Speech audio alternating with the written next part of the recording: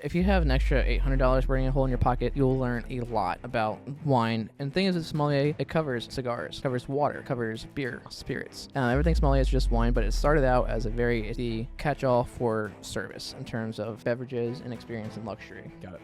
Cigars have kind of gone by the wayside. They're not so much anymore because smoking obviously has been, I think it was like the 90s is the last time it was like you were testing on cigars.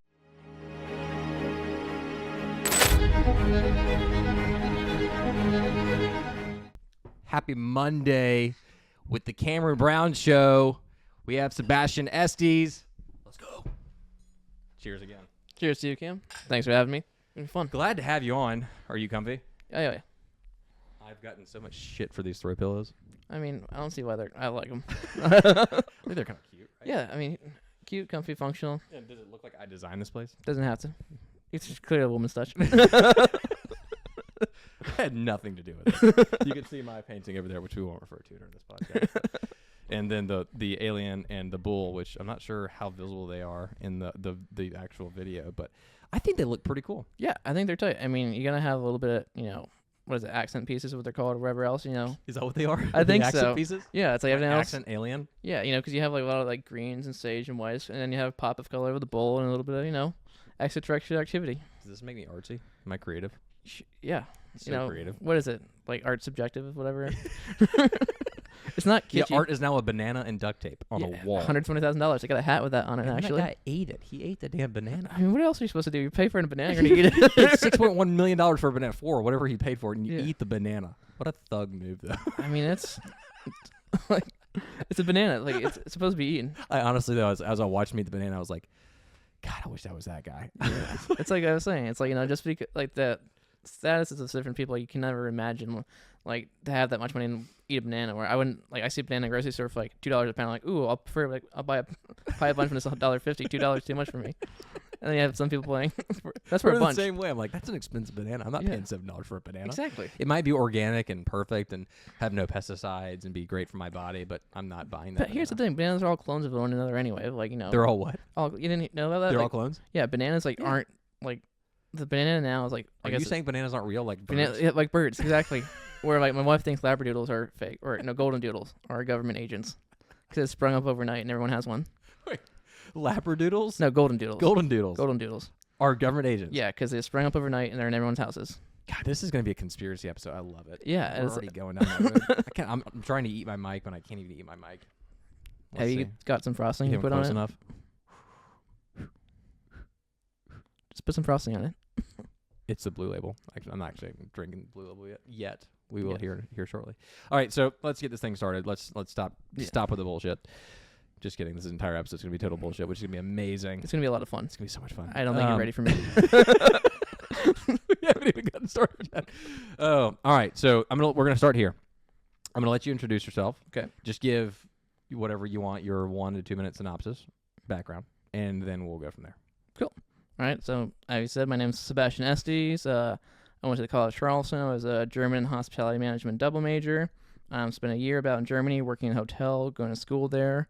Came back to the U.S., got my level 1 sommelier certification, worked at a bar for about 5 years downtown, have since left that bar where I did some cocktail competitions and kind of got my foot in the door at a lot of like industry professionals and like the Charleston wine, food, and bev scene, which is pretty large compared to a lot of cities. And here it's almost kind of controlling the entire city. It's massive. It's like a little mafia. Yeah, it's definitely. It's not even little. It is the mafia. It's the mafia in Charleston. And then I now am an assistant general manager of a restaurant on Sullivan's Island called Longboard. Got a great team over there, and so kind of like the culmination of school and experiences that put me to where I am now of being 26-year-old, but leading a team, doing what it's nice to use my degree and like see how it works out. Where I feel like a lot of people don't experience that for 10, 20 years, or they never get to use what their degree is for. So it's nice to be seeing. It's like fun when I do something like, all right, I did this because I saw what not to do from someone else, and I want to change it. It's fun seeing like when people thank you for like going over a course and like using your management skills. It's like, oh wow, it's like nice to be appreciated by not just like the people who employ you, but your employees as well. So yeah, basically, I drink a lot of wine, beer, manage a restaurant, and I like Smoke to have a good cigars. smoke cigars. Competes in Lifting competitions. drinking competitions. Drinking. Well, sorry, mixing competitions, lifting competitions. We talking margarita competition coming up. Yeah, that's coming up. I would love to plug Thursday. that, but like this is probably not going to come out till next week. It's so. totally okay. And then also an author as Champion. well. And an author. Well, let's talk about the author, the book real quick. And you have another one on the way? Yeah. So there's 3 in the pipeline right now. Wow. Yeah. Okay. Haven't had too much of a chance to really dive into those. We did the whole framework for the sequel, so we know how to have the storyboard ready. Now it's just a matter of like getting into the meat. Cool. So talk more about the book. Let's Right. go there real quick. All right. So Before we dive into all the alcohol, which we're going to discuss for a very long time. right. Let's talk about the book first. Yeah. So brother and I think he's on an earlier podcast of yours, Justin, and it was a good one. I'm sure a lot of memes are involved. I'm sure. it was a lot of memes. I think that was actually one of my shorts that I created was one talking about the memes, because Justin always sends memes and posts memes. And I'm like, dude, these memes are outrageous. Yeah, it's a great news source. I think that's probably what he talked about. It's like memes news source. But so brother and I during COVID, we were watching the show on Netflix called The Witcher. Great show, great lore, video game, books, and we were just watching that and like we could write a cool story. And so we had a case of Yingling and some legal paper, like legal pads. And all right, let's come up with a storyline. And so we did that. And then okay, cool. Let's go to bed, come back to it in the morning. Next morning, just started writing a few paragraphs, a short chapter. And like, all right, we got something here. Came up with a few characters. And then from COVID, it was a 2-year process from concept to publication. And we did a self-publish. And it was a very fun journey, because it's one of those things that also made me realize that you go to school for a major and network and make people, but everyone thinks that your hobbies have to die, and they really don't. And for me, like, getting into wine was a hobby that also works really well with my profession.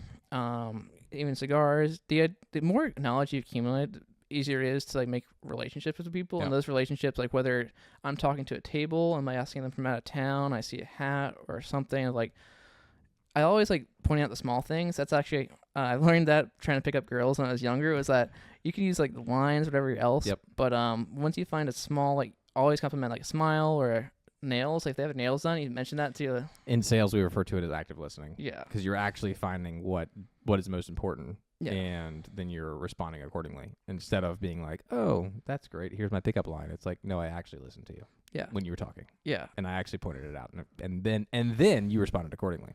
Because anyone can be like, yeah, I saw your sales were this much for this year, I'm trying to get you this thing, let's work it out. But it's like, oh no, it's like, oh, there's some nice shoes, like this suede. You're like, yeah, like, oh, what brand, lever this out, or like you pointed out like nice watch, like small things that people like obviously like, I picked up this watch for a podcast, what I'm wearing, and like it's comfortable. The shoes are because I thought they were cool shoes I own. I like the watch. Thank you.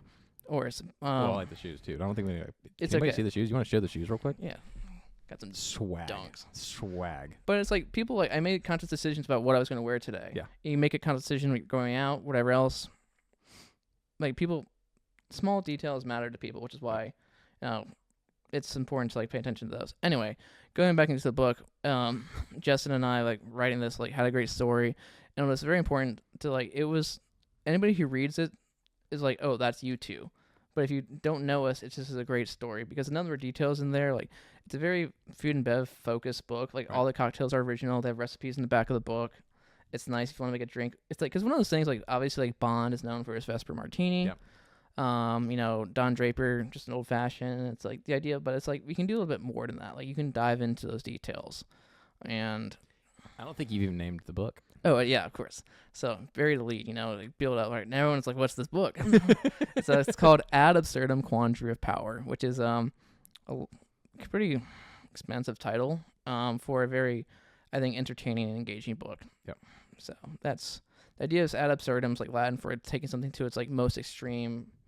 And that's, like, kind of what happens in the book. Like, small meetings turn into large-scale action set pieces. Do you think you're one of those people that takes things to the extreme in like everything you do, or just certain things? It's in certain things. So, for example, I don't get like too excited about things. Yeah. Like I never have, but I'll be excited for a small thing. I'll get if you watching like the Patriots in Super Bowl, I'm like, yeah, go them, and I don't cheer as hard. But if I'm playing like Super Smash Bros. From friends on the couch, I'll get very into it. Super aggressive. Yeah. Yeah, it's like some things like don't matter to me because it's just like how it happens, or like getting into college like wasn't a big thing for me. It was just like expected almost. Yeah. And there's some certain, I think it's how people view themselves and how they react to things plays a great part into that. If you're somebody who, studies really hard and is worried a lot and something happens, you get very excited because you didn't expect it to happen. Right. And so that's like a surprise. But when you lay the groundwork, you set goals and things happen, it's like you revel in the fact like, all right, I got to this point, but you're like, what's next? And you want to grow. Right. And so I don't get excited too a lot because I think I just have a lot of expectations for myself. Yeah. And if I didn't get to something that I don't want to say a normal person would be like, oh, that's awesome. I'm like, yeah, but like, what's next? Right. Right. Like for my resume, it's like at 26, managed a restaurant, written a book, speak another language, married, have a great family life. A lot of these things I like at 12-year-old me would be like, this is incredible. There's a dog next door. There is a dog next door, and it's trying to like claw its it's way in here. Come into the house. It wants to be on the podcast. Like, is that the Cameron Brown show right now? Let me get Do you in. think that dog listens to the show? 100%. God, that's so He has cool. to. It's right next door. He has He no. listens to it like every week. I know. He's like, I'm so tired of this shit. Turn it off. That's actually what's going on right Yeah, now. exactly. Oh my gosh, that's amazing. Well, hopefully he'll be quiet here shortly. Wow. Wow. Silence. That's amazing. So you've obviously done a lot of things up to this point, and there's a lot to be proud of, and obviously you've got a long way to go. As it relates to being a sommelier and getting your level 1 sommelier, is that correct? Yep. All right. So let's just go there, and backtrack real quick. You said there are 3 other books coming. Yeah. So, first book came out, and then there's actually 4. There'll be 3 sequels and 1 prequel. Okay. It's Cool. kind of what we're thinking. Okay. And all right, so then we'll follow up. So level 1 sommelier, you studied abroad. When you studied abroad, did any of that have to do with becoming a sommelier, or was that just your hospitality degree? So it actually was more of the German side. So Okay. in high school, you had to take a language. School I went to was Dorman. They had German, French, and Spanish. I was like, everyone's taking Spanish. My brother did French. I want to do something different. Always interested in World War II. German sounds cool. Obviously, being the upstate of South Carolina, there's a lot of business like Bosch and like BMW. So it would be practical. It wouldn't just be like something that was. It's not like I'm learning Latin, dead language. There is. I feel like there could be a practical purpose for this, either in professional or just in like everyday life. Right. So took it in high school. Went to school. Didn't have a minor yet. My professor's like, hey, I started at 202, so I have to do her about 101. My professor's like, hey, do you have a minor yet? I was like, no. They're like, why don't you just minor in German? I'm like, yes, easy. I like it. I want to know another language. They're like, well, if you go abroad, you get a major. And I was like, sold. Sounds good. I'll go abroad. Yeah. And so I went abroad for a German major, and then actually went twice. So I went for summer and then went for about 9 months after that. Okay. The first summer was for an internship. So I lived and worked at a hotel for about 3 months, and that was just awesome, because Were you fluent at that point? No. So I was, in terms of, I'm not sure how other languages do it, but in German, it's A1, A2, B1, B2, C1, C2 are for fluency levels. Okay. So I'd say when I first went over there, I was at about A2, which is just, hi, how are you? I can order this off the menu, get a bus ticket. Right. And kind of like explain some concepts in German, but you can't really express yourself fully. Yep. And so that's about where I was. And then after that, I think I got a little bit higher, but it was a really fun experience seeing how a hotel operated in Germany in the hospitality as opposed to the U.S. Because everyone's first thing they say is like, oh, you don't have to worry about tips in Europe, service is that much better because of it. I'm like, it's not necessarily. Right. It's just, it's different. That was the most strange thing for me, was not tipping, because I also, as ridiculous as this may sound, I was a part of the tippers club in high school, right? And like we were literally taught to tip and like the importance of tipping. And I kind of thought, looking back on it, I kind of think it's a bit ridiculous, but I appreciate the structure, and I appreciate like the principles that it was trying to teach at the time, and like the community that we had with the Tippers Club.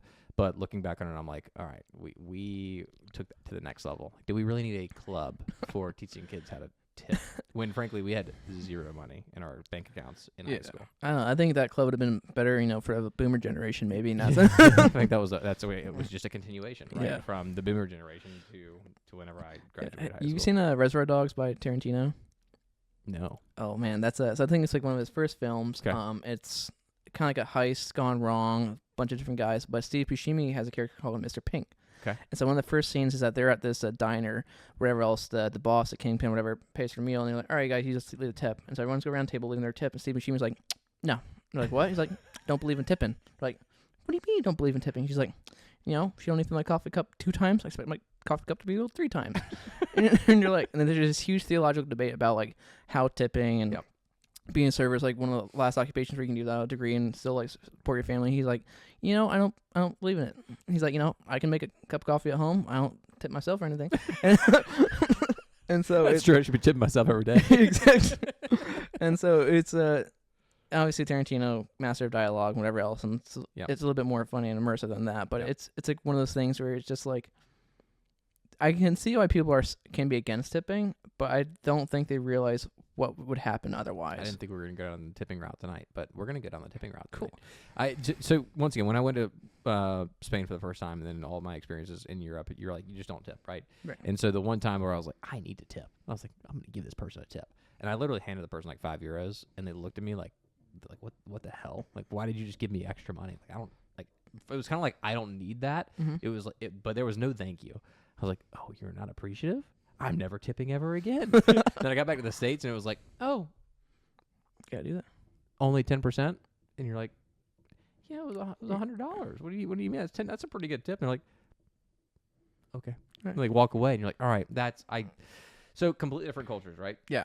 So I think there's also something to be said, and this conversation really needs to be had across the board, especially at coffee shops, where you go into a coffee shop and you get a $3 coffee, and you're expected to tip 33%, 40%. And you're like, okay, hold on. So what happened to 15%? And I don't even have a 15% option, so I have to custom tip. Yeah. And then when I custom tip, I'm that jackass. Yeah. I'm the custom tip jackass, right? So I think I'm that guy. But on a $3 coffee, I'm giving you 50 cents, $1. Is that wrong? You're in the food and bev business. Yeah. So I think for a lot of people on the other side of the counter, they know how absurd that is. Yeah. It's at this point, it's kind of like a principle versus like generosity thing. Because here's the thing: if you're at a coffee shop, you're working there from like 6 a.m. to 12 p.m. and like 6-hour shifts. You share 1,000 cups of coffee, you get like 50 cents of coffee. That's $500. Yeah, exactly. So like it adds up. God, that math was amazing. Did you see that was good. The wheels were turning. I'm happy you got it too, because I was thinking about it too, and I was like, oh, I gotta get this number right. And so it's one of those things like that's why it's a percentage, because it makes sense. Yep. There's a culture though that it's tipping on everything is a lot, but it's kind of has to do with service a lot and covering costs. So living in Germany, for example, everything's priced in, like the salary, whatever else, the hourly pay is priced in. So that's why tipping's not included. Right. In the U.S., it's not priced in. So the cost, like labor costs, like at my restaurant, like we try to keep it under 27%. Yep. Usually an average one's about 33 to like 35% for labor costs for any company. Yep. And if you wanted to, and a lot of that, the pay for a server or a bartender from tips, it gets you a much better service because they want to go above and beyond. Right. And then you're acknowledging like you did. Yeah. Because here's the thing. If you wanted to adjust, like get rid of the tipping culture and pay people an hourly, like working wage, most of my servers are making between like $55,000, $60,000 a year. If we were to pay that out of pocket, any restaurant, your entrees are jumping up 30, 40, 50%, Yeah. So that $15 burger and $6 beer becomes a $20 beer and a $40 burger. And I'm like, wait a second, if you're paying just a tip, you're paying way less than that on top of it. So no one thinks about the transition of, well, where does this money come from to pay these servers? So you can either fire a bunch of people or you can just tip them because you're like, I'm paying their wage. I'm like, well, if you're going to any company, you're paying somebody's wage anyway. That's how it works. Yep. Like you're paying for a product or service, you're paying somebody's wage. That's where that money comes from. You're tipping somebody, yeah, you're paying their wage, but like, or you can transition into the food. So it costs over. Do me a favor real quick. Professional. I don't want to hide your face the entire It's okay. It's like I was gonna make a joke about the guy from New York who did that thing, but I'm not gonna do that. Which Oh, that guy. Yeah, All right. that guy. Understood. But yeah, it's a different culture. Tipping over here, it's important. I think most people know about it. Yeah, I mean, I think it's important, and I think the biggest thing too is when you go to a restaurant and you have a great experience with somebody, and you're like, wow, that person, like, they really paid attention. They pointed out my watch. They pointed out my shoes. They pointed out what was going on. There's also something to be said too about like a slight touch, right? Like on the shoulder. I'm not sure like how much that's discussed in hospitality as well, but like maybe like a slight like hand to a shoulder, just like I'm here, I'm supporting you, I'm here tonight to provide you a great service. There's little things like that that goes a long way. It makes you feel comfortable, makes you feel in touch with that individual. And then when you have that level of connection with your server, you're like, I'm going to give this person a tip. Yep. Like it has nothing to do with the restaurant. I don't care about the restaurant. I care about the person. And also I wish people were good enough for that to be the case for like every single situation, right? And I wish we could just like get to that point where you provide a tip when the person provides an incredible service. You provide a better tip when they provide a really, really good service, right? So you need a tip anyways, but you should tip more when somebody provides a really great service. Yeah. Because knowing that's where their money is coming from. But I also wish restaurants could just pay them a fair wage. Yeah. It'd be done. But but like I said, it's like how that money's got to come from somewhere. Especially when margins in the restaurant business are small. Yeah, it's a lot working with, and that's the fun thing, because being in management in a restaurant, like you're managing a lot. So you're managing expectations from the ownership or the corporate side. You're managing expectations from the kitchen, your front of house staff, and then you got to manage costs. And so it's like, who you're going to make happy. Right. Because from the ownership side, sell as much as possible for as little cost as possible and get those costs up. You're like, all right, well, that's going to overwork the kitchen. So I can't just flat see the restaurant like that. That's why, it comes in waves. And also if you do like that, the guest experience is going to be bad. And they won't come back, and then the kitchen's like, well, why? There's so many things that people don't realize that in a restaurant, that how it operates. Right. People just think that they're the only table there, they're the only kitchen, the only ticket the kitchen has to worry about. Yep. They're the only drinks that are being made. Well, I think too when the economy's not great, right? Let's just go there for a second. When the economy's not great, things are expensive, and you're trying to take your family out for a really nice meal, and you've got 2 kids, 3 kids, 4 kids, however many kids it is, and your entire family there for the evening, you expect perfection, right? You're like, I'm going to go spend a couple $100, a few $100, more than that, on dinner, and I want this to be amazing. So when it's slightly off kilter, you're almost like, well, it's the restaurant's fault. It's all their fault. It's the server's fault. And then immediately, like, the tips go down, right? And I wish, once again, I wish people could better understand like how much goes into food and bev. But at the end of the day, it's like inevitable that people are just not gonna appreciate it as much as they should, right? But they should appreciate it. But here's the thing, like I think it's the restaurant's fault, and that's the difference between taking orders versus being a server and providing service. Anyone can write down an order, put it in the computer, and drop off drinks. That's what everyone's talking about, like robots, in McDonald's and so those things can be done by a monkey. Did you see? So today, I saw it today, but China has released drone police officers. They're like rolling robots. So it's like a big wheel, and they literally roll around with police officers, and they can shoot out a net. This is completely random, right? But they can shoot out a net. They can also scan and identify individuals. And they can chase them down. They go like 35 kilometers an hour, so it's fast enough. That's pretty fast. Yeah. Chase after a fat person, especially in America. Like, you can probably chase after anybody in America. Yeah. I mean, 35 kilometers an hour. You don't have to go that fast. Yeah. But yeah, so they just released these, and I'm just like thinking, like, man, this wave is coming. And the more we think about it too, it's like everything. Obviously, it's been manufacturing for a while, and that will continue to increase. I am curious on the hospitality side of things, though. And it kind of goes to, the podcast and like connecting with humans, right? There's a human element of this that's just huge, where it's like AI can do a lot of these things, but can it really have this level of connection with another human being? Not yet. Hopefully, well, I guess we're going to get there at some point. Yeah. But there's a conversation to be had around it, especially in like hospitality, where you could implement AI, plenty of AI, to do the job of certain individuals, but here's a question. What is protected in hospitality food and bev, in your opinion? So what's protecting food and bev? It's like one of those questions that any interviewer or manager will ask any new SA, bar back, host, anybody who's wearing is one of the basic ones are, what does hospitality mean to you? Yep. And that's a very standard interview question for any type of food and bev, entertainment, anything, Yep. anything where you involve people. And so my answer for that has always been sincerity, because it's really easy to see when somebody's faking service or hospitality.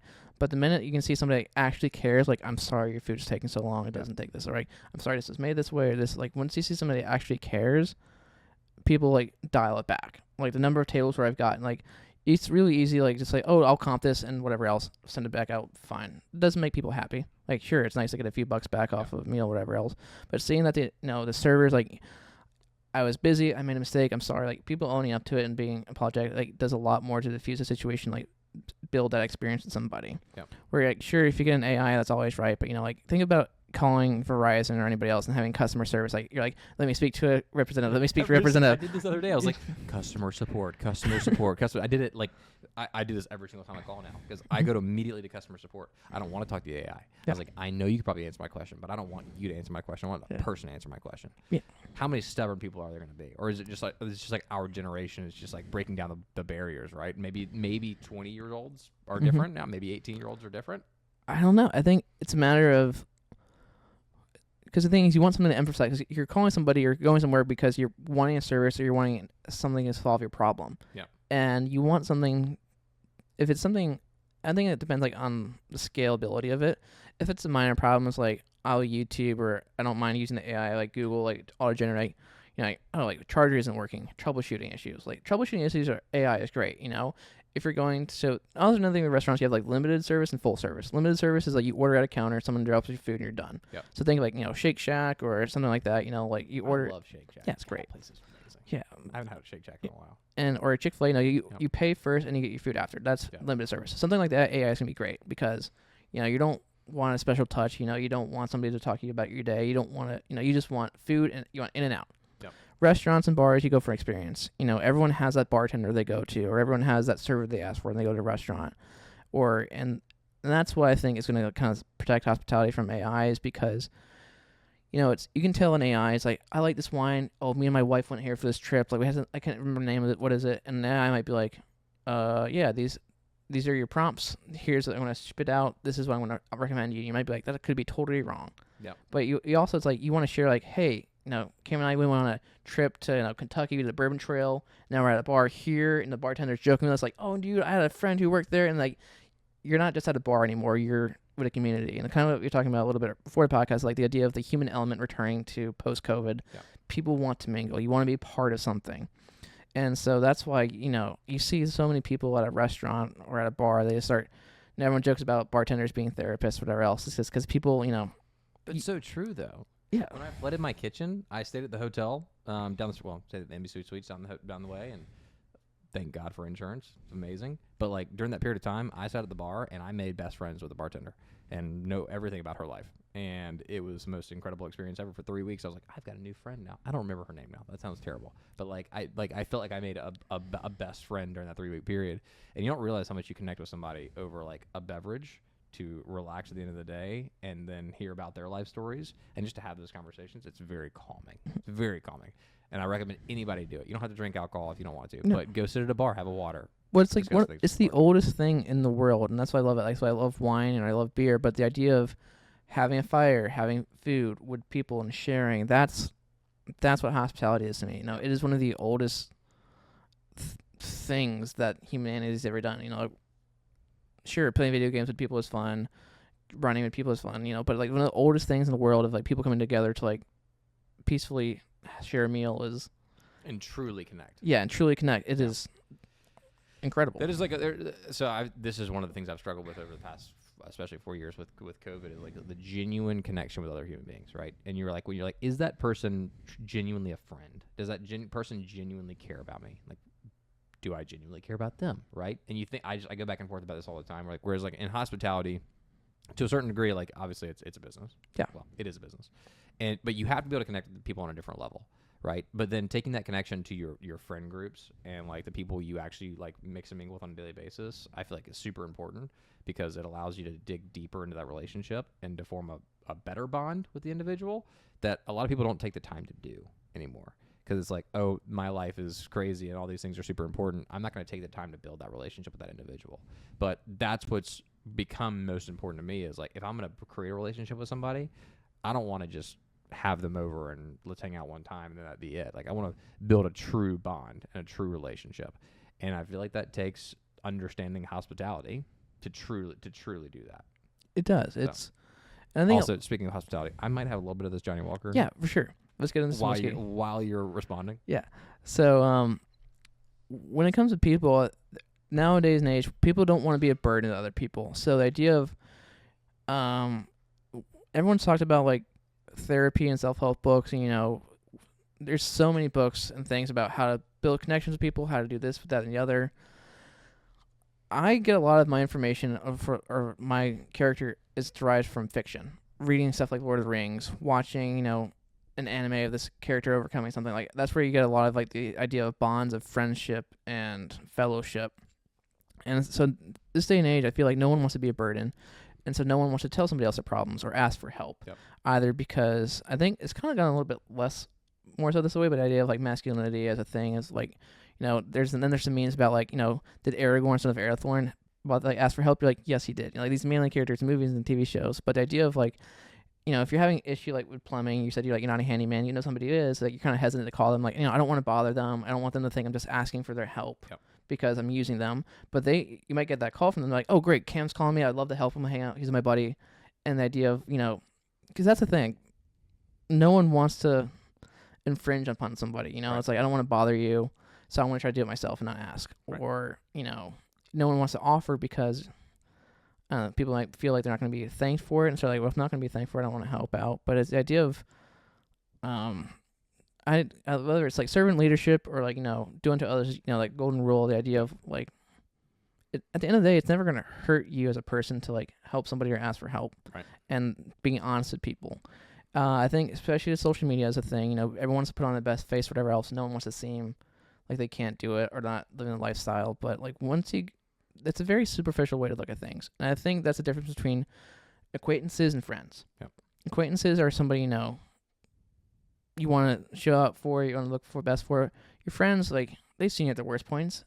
You see you then that, like, it doesn't matter. They know you. They know you. Yep.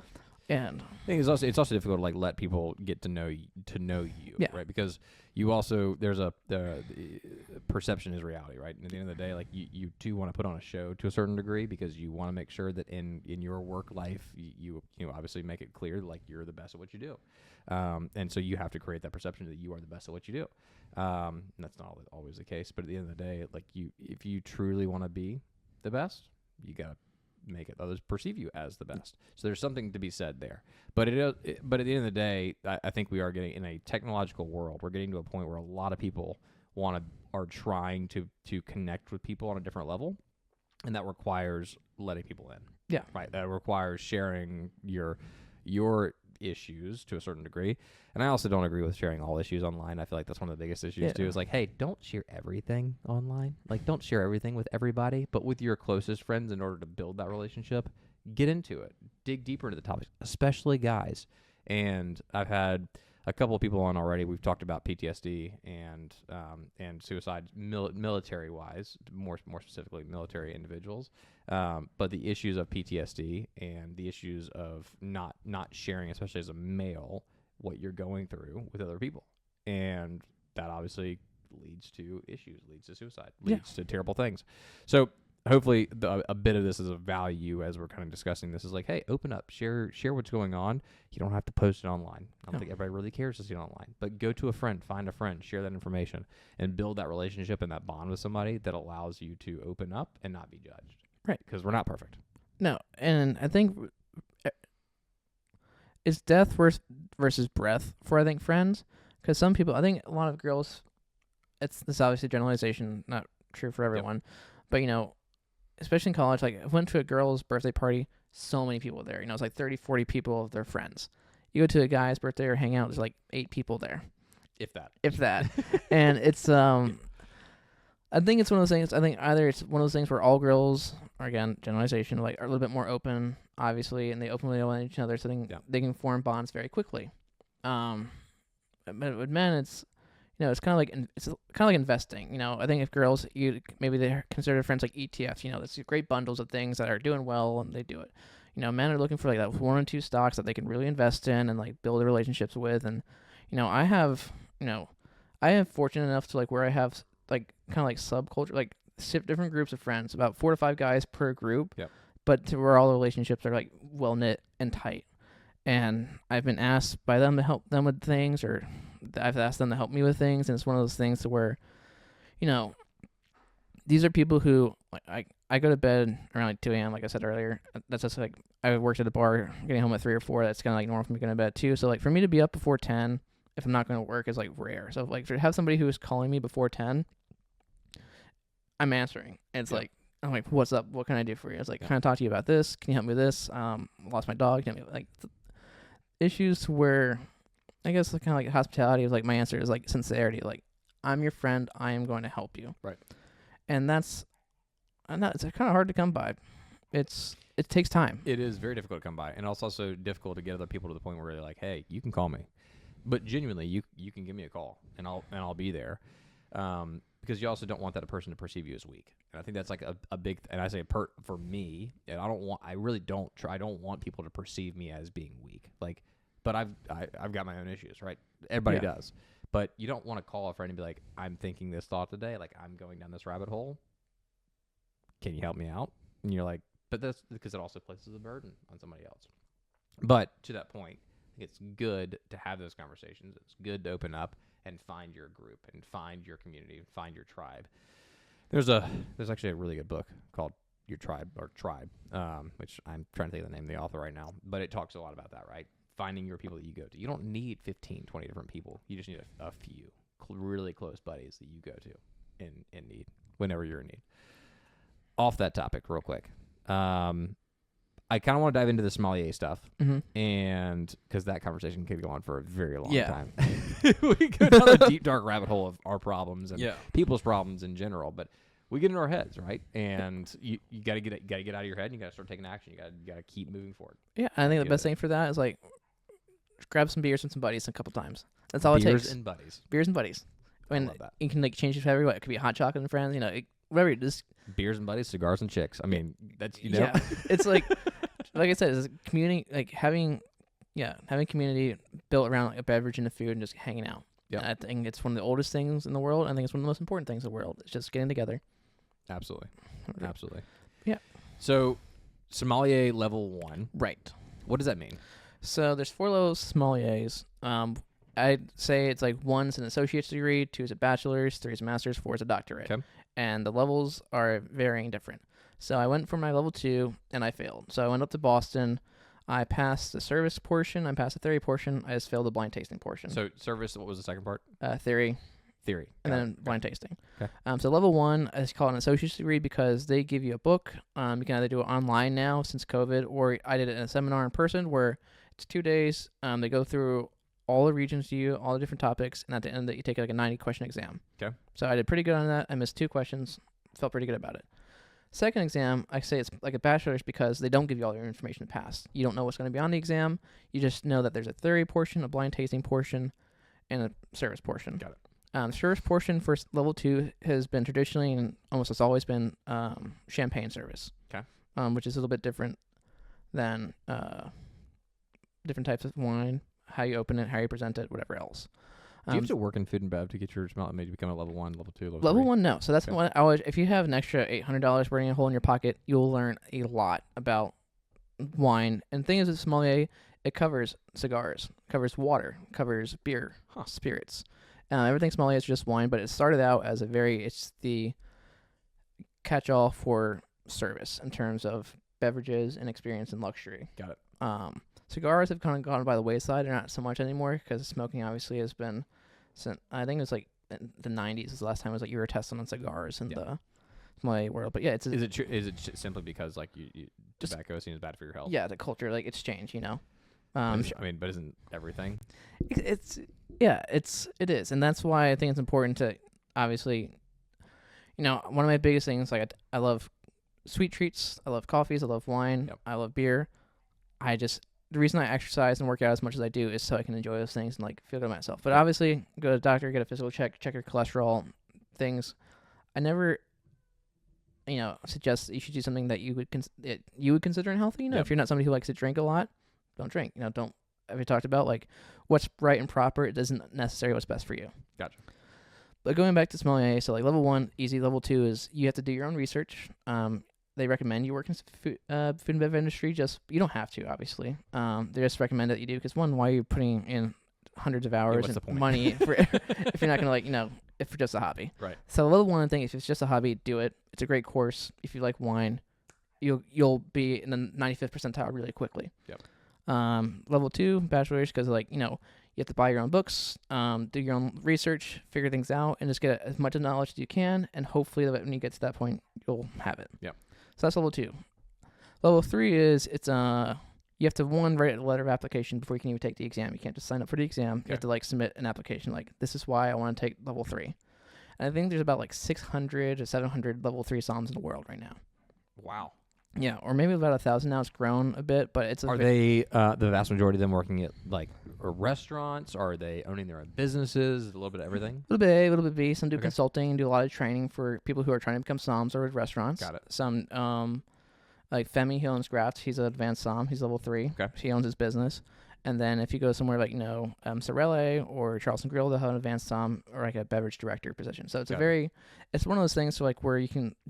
The minute you show somebody you have this, they're like, all right, because at that point, you're being trained on service standards, operations, it's everything. And that's why I say it's like a master's, because level 2 will be that's like your bar manager, lead server, lead bartender position. If you have a level 2 somm, you can run a program. Level 3 would be you could run operations for a company, at that point. Gotcha. And then level 4, master sommelier is 300-400 in the world, maybe. Very hard. So one of the questions I know a couple of years ago on exam were name 6 different types of mineral waters. So it's you don't even know. So level 3, it's a 3-day course. They teach you to go out somewhere, and then you get an exam at the end of that, and it's blind tasting at service. You don't know what the service could be. It could be a sake service. It could be Do they do these testings at certain locations? Are there 4 locations in the world where you can do a sommelier level 3? Yeah. So I think there's 2 or 3.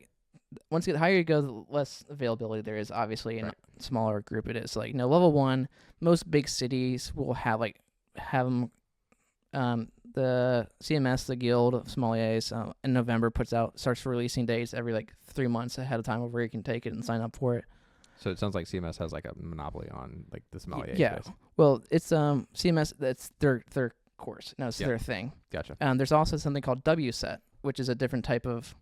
So sommeliers is for service. WSET is more for distributing. Okay. So if you're getting into wine sales, or you're working with wineries, it's there's different types, and then there's masters of wine. So there's different types of schooling within this. Sommelier, I think, is just the most known one. Gotcha. And so yeah, they have a great program.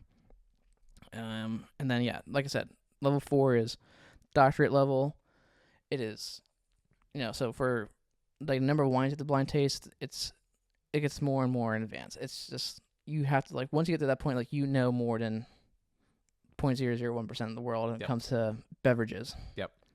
It's insane. It's one of those things people will spend years studying for and maybe not pass. Right. So that's going to be a sommelier. So me being level 1, got it. Level 2, failed. Studied for it again. Haven't decided to go back for it yet. But you're going to go back to Boston when you do it? It depends. Like I said, it was available there. I'm from the Northeast, so I had some family in Connecticut. Stayed with them for a few days, and then took a tramp to Boston. Took it just for fun. Is it also $800 the second round, or is it more expensive? I think the second one, I think it's 6 or 7. I think it's a little bit less because they're not offering the course, they're not offering materials. So level 1, if you do it in person, they bring all the wines for you to taste. So you're tasting a bunch of wines. You're paying for.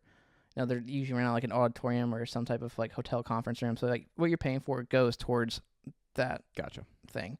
Level 2, you're just taking an exam when you're there. So you're basically paying for the instructor's time. So usually level 3 or master sommelier is giving it to you. And obviously you get a small room. So the money, it makes sense. It's not like you're just shelling out money for an admin fee. If it's people you're never going to meet. It's okay, I can see what it's going to. What about, for example, the sommelier at Halls?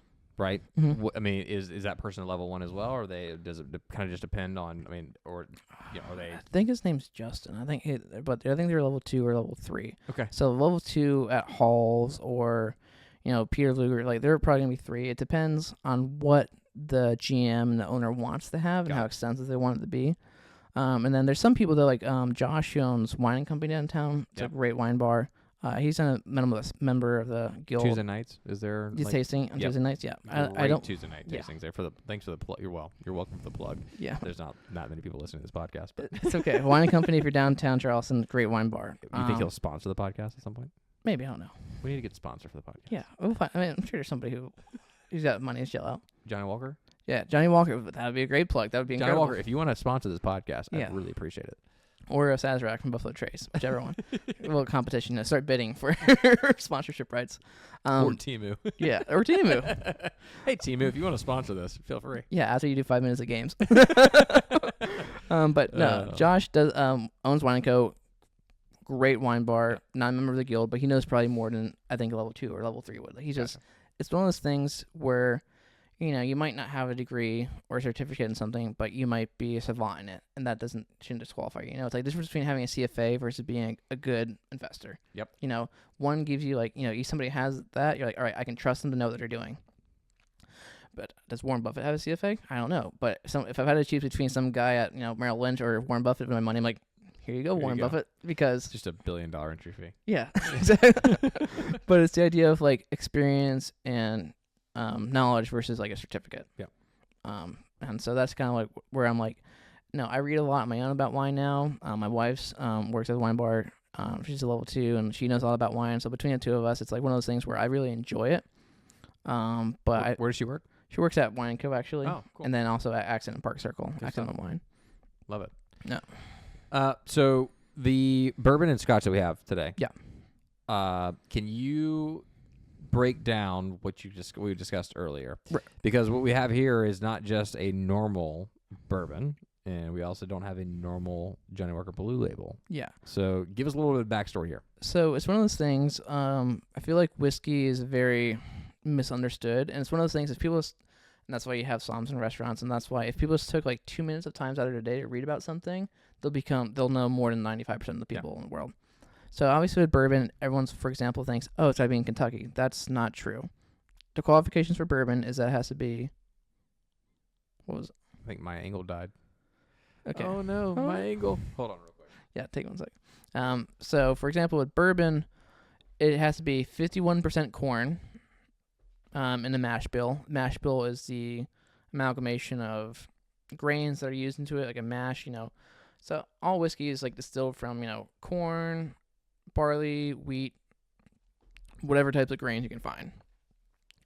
And so for it to be bourbon, it's got to be 51% corn, aged in new American oak barrels, which means barrels that haven't been used to age things before. And then it has to be like a minimum 40 proof. And like those are really the only criteria for it to be bourbon. Got it. And so when you have a rye whiskey, it just needs to be 51% rye and meet some of those standards. So like when you have something like Jack Daniel's, for example, isn't bourbon, it's Tennessee whiskey, it's because it's not using either new American oak barrels or it's not 51% corn in a mash bill. And so it's one of those things that if you have a bourbon, you can have Japanese bourbon as long as you use. I've had one before. Yeah, so they have like Japanese whiskey is very popular, but they can also like you can have bourbon. You can have bourbon from Scotland if you wanted to, but it just has to meet certain criteria. So this one, for example, is a bottled in bond bourbon. So bottled in bond started I think in 1897. Is basically prevent fraud with certain whiskeys. It's really easy to like have a whiskey, but you could add apple brandy to it. You can add water to it. It's how do you make sure that what you're getting is quality. So what the government did was bonded bourbon, where the whiskey itself had to be from one growing season. So the grain itself had to come from one growing season. You couldn't use grain from like the last year to the year before. It had to be from this one season. It had to be aged for a minimum of 4 years in the barrels. It had to be bottled at 50 proof or 50% alcohol, or 100 proof or 50% alcohol, and then it had to be from one warehouse. And then this is also small batch, so the quantity they used to make was smaller as well. Okay. And so that's what goes into this one bottle of whiskey. And then basically when you're paying for whiskey or even wine, the more words you see on a bottle is what has to do with the price of it. So everyone like you can have a Chardonnay. You see the more words, not the more ingredients, but the more like words on the front label, right? Yeah, because basically the more specific you get, the more expensive something's going to be. Got it. So you can get a bottle of whiskey. It says whiskey. You don't know what the grain is in it. You don't know how long it's aged. You don't know what it's been aged in. It just says whiskey. Which basically whiskey is just vodka that's been aged in oak barrels. It's kind of like what it is. You can have white bourbon or white whiskey, for example, which is just, it doesn't have much age on it to put color, but it has enough to put taste onto it. Gotcha. But if you see like a bottle that's like 18 years, single barrel, bonded, it means it met those qualifications to be a bond. It comes from a single barrel. It's not a blend of different barrels from the same season, right. And it's been aged for like 18 years. And so you're paying for something that's has all that specificity to it, all that time invested into it, and that's why you're paying a premium for it. And that's why. In this particular one, there was an allotted batch. Yeah. So this is an allocated whiskey. So allocated whiskeys are basically, whiskey's not beer. You can't make the same product over and over and over again. You can, Four Roses Yellow Label, Jack Daniel's Tennessee Mash, like those are going to taste the same bottle to bottle. Right. But once you get to a certain point, it's like it had that grain from that season. It's grown this way. There's only X amount of bottles of it available. We'll send it to these distributors, and then they can send it, and they can provide it to the liquor stores. And so, especially post-COVID, things became very sought after because you had limited quantities. Right. I think Blanton's was probably the most popular. So Blanton's is MSRP like a $45 to $55 bottle of bourbon. Yep. But post-COVID it became like a collector's item. It became very popular because it's very easy drinking. Yep. It's a cool bottle and it has the top itself has a horse on it with a letter on it. And you're trying to spell out Blanton's by collecting enough bottles. Right. So because of that, you find bottles for $200, $300, $400, $500 a bottle, and people are buying it, even though MSRP is like $45, $55 because it's so allocated. Right. And so this is another allocated bottle. It's Colonel E.H. Taylor small batch bonded bourbon. Super easy drinking, even though it's 50% alcohol. It's the age from the in the barrel, the oak. It's I think a little bit more wheat to it. Right. Wheat provides a little bit more sweetness. It's very smooth drinking bourbon. It is very smooth. It's super smooth. You were talking about earlier. It's got more alcohol in it, but it is super smooth. The burn's really not there. Yeah. Which I'm also not even drinking that right now. I'm drinking the Blue Label, but the burn was not there. Yeah. Before with the bourbon. So, on to the Blue Label. Mm-hmm. Give us a little background there. So Johnny Walker it's an old distiller. Scotch is going to be made in Scotland. Has its own rules. Right, so let's talk there. Let's start okay. there real quick. So let's break down whiskey. So whiskey is basically grain alcohol that's been aged in barrels to give it flavor. And so from whiskey you have Irish whiskey, you have bourbon, you have Tennessee whiskey, you have Japanese whiskey, you have Scotch. You have all these different things that fall under whiskey. So bourbon's whiskey, Scotch. It's kind of like rectangles and squares. Scotch isn't bourbon, and bourbon isn't Scotch, but those two are both whiskeys. And so that a lot of it has to do, like kind of like I said, the words on the label will tell you where it's from. If you're having Japanese whiskey, you can see it's from Japan. Yeah. If you have Kentucky bourbon, it means it's bourbon made in Kentucky. But if you have bourbon, it doesn't necessarily mean it's made in Kentucky. And there's lots of different whiskeys and ways to make it. Even though I've been told that my entire life. Correct. It's one of those things. I think it's like the Mandela effect or something. Do you ever argue with like people at restaurants and they're like, "Oh, that's a bourbon because it's made in Kentucky." I'm from Kentucky. It's a bourbon. That's the only way it's a bourbon. So at a certain point, it's versus information versus being pretentious, and so I will always try to not necessarily educate people, but explain something. It's and then you wouldn't consider yourself a pretentious person, would you? I try not to be. I try to state things matter of factly. So my brother and I have had this theory. So there's different levels of being. So there's like a novice, an intermediate, and a master of things. Novice is somebody who asks a lot of questions, very eager to learn, and wants to know things, and just accepts information. Yep. Intermediate are people who have a bit of knowledge, and they want to like show off their knowledge. They want to like go into like, well, this bourbon uses this grain or in this thing from this reason. They distill it in this way, and because of that, and they don't let you get a word in. They want to tell you what they know, and they use as many large words as they can to either confuse you or make themselves look better. And the master is somebody who has all the knowledge and explains things very simply and matter-of-factly to the lay people. And so, you can have somebody who's like, all right, well, this is Kentucky bourbon, it's made this way, and somebody's like, okay, well, it uses this, and that's why it's this. And you're like, oh, okay, cool, I understand those words, it makes sense to me. And so when you're trying to explain things just for the sake of information, it's, I think, the idea of like you're not trying to make yourself look good, you're trying to make a product look good, or just explain to somebody because you want them to have the best experience. That's where that hospitality comes in, because so many people are, I think, with wine or sommelier can be turned off because it's very infrequent when you find somebody who is actually interested in what you're doing. You know, in any type of industry that you're in. Yep. No one really cares about what you do, and so the minute you find somebody like a sommelier who talks to you and like they start talking because obviously they love it, they're passionate about it. You might not be. They start talking about words, and at the end of the day, you're like, just give me your second cheapest bottle of wine, not the first one, because I'm not. To your theory, I think I should rename this the Novice Podcast. Hey, I mean, it works. I mean, when you think about it, at the end of the day, I'm a novice as it relates to like the vast majority of topics. Yeah, but and so like therefore it would make a really good name for the podcast. But that's the and that's kind of like in terms of podcasts, like Joe Rogan, for example, like he doesn't know about a lot of things, but you bring in these people who like do know, and then it's just like informing people, and then you have somebody who gets brought in the next week who actually, no, what somebody said, I don't agree with that, and then they can like present their argument, and then isn't it beautiful to disagree on things? It is, and like having, and that's why I love talking to people about things. If somebody gives me new information that I didn't have before, and I'm able to use that, I'm like, oh, that's great, actually. It took me a really long time to just stop talking and just listen. Like that is very difficult to do. And I think for a lot of people, and especially for myself, because I was just like, I know it all. I get it. I know it. And it took a long time to get to the point where I was like, I don't know anything about a lot of these things. Especially like now being in construction, like I'm learning something new every single day. And I'm like, wow. I was like, I didn't know there were this many types of roofs. I didn't realize that you could put a roof on that many different ways. I didn't realize you could frame a house that many different ways. So there's like things like that too, where you're like, okay, like you're learning something new every single day, and it's good to like obtain that knowledge. But then it's also, I mean, it's good to show your knowledge from time to time. But to your point, I really like that, where it's like if you can simplify something and teach somebody who's a novice something about a topic or something very simply, if you can plainly speak it to them, then you're probably a master at it. Yeah, and it's like there's some things I'm sure you can't, like nuclear physics or something like that, but that's fun. I don't know, man. Yeah. I feel like I'm a pretty good physicist. Oh yeah. But there's people, and there's like, it's like Neil deGrasse Tyson. He's like, he on shows and he tries to explain these large concepts like with like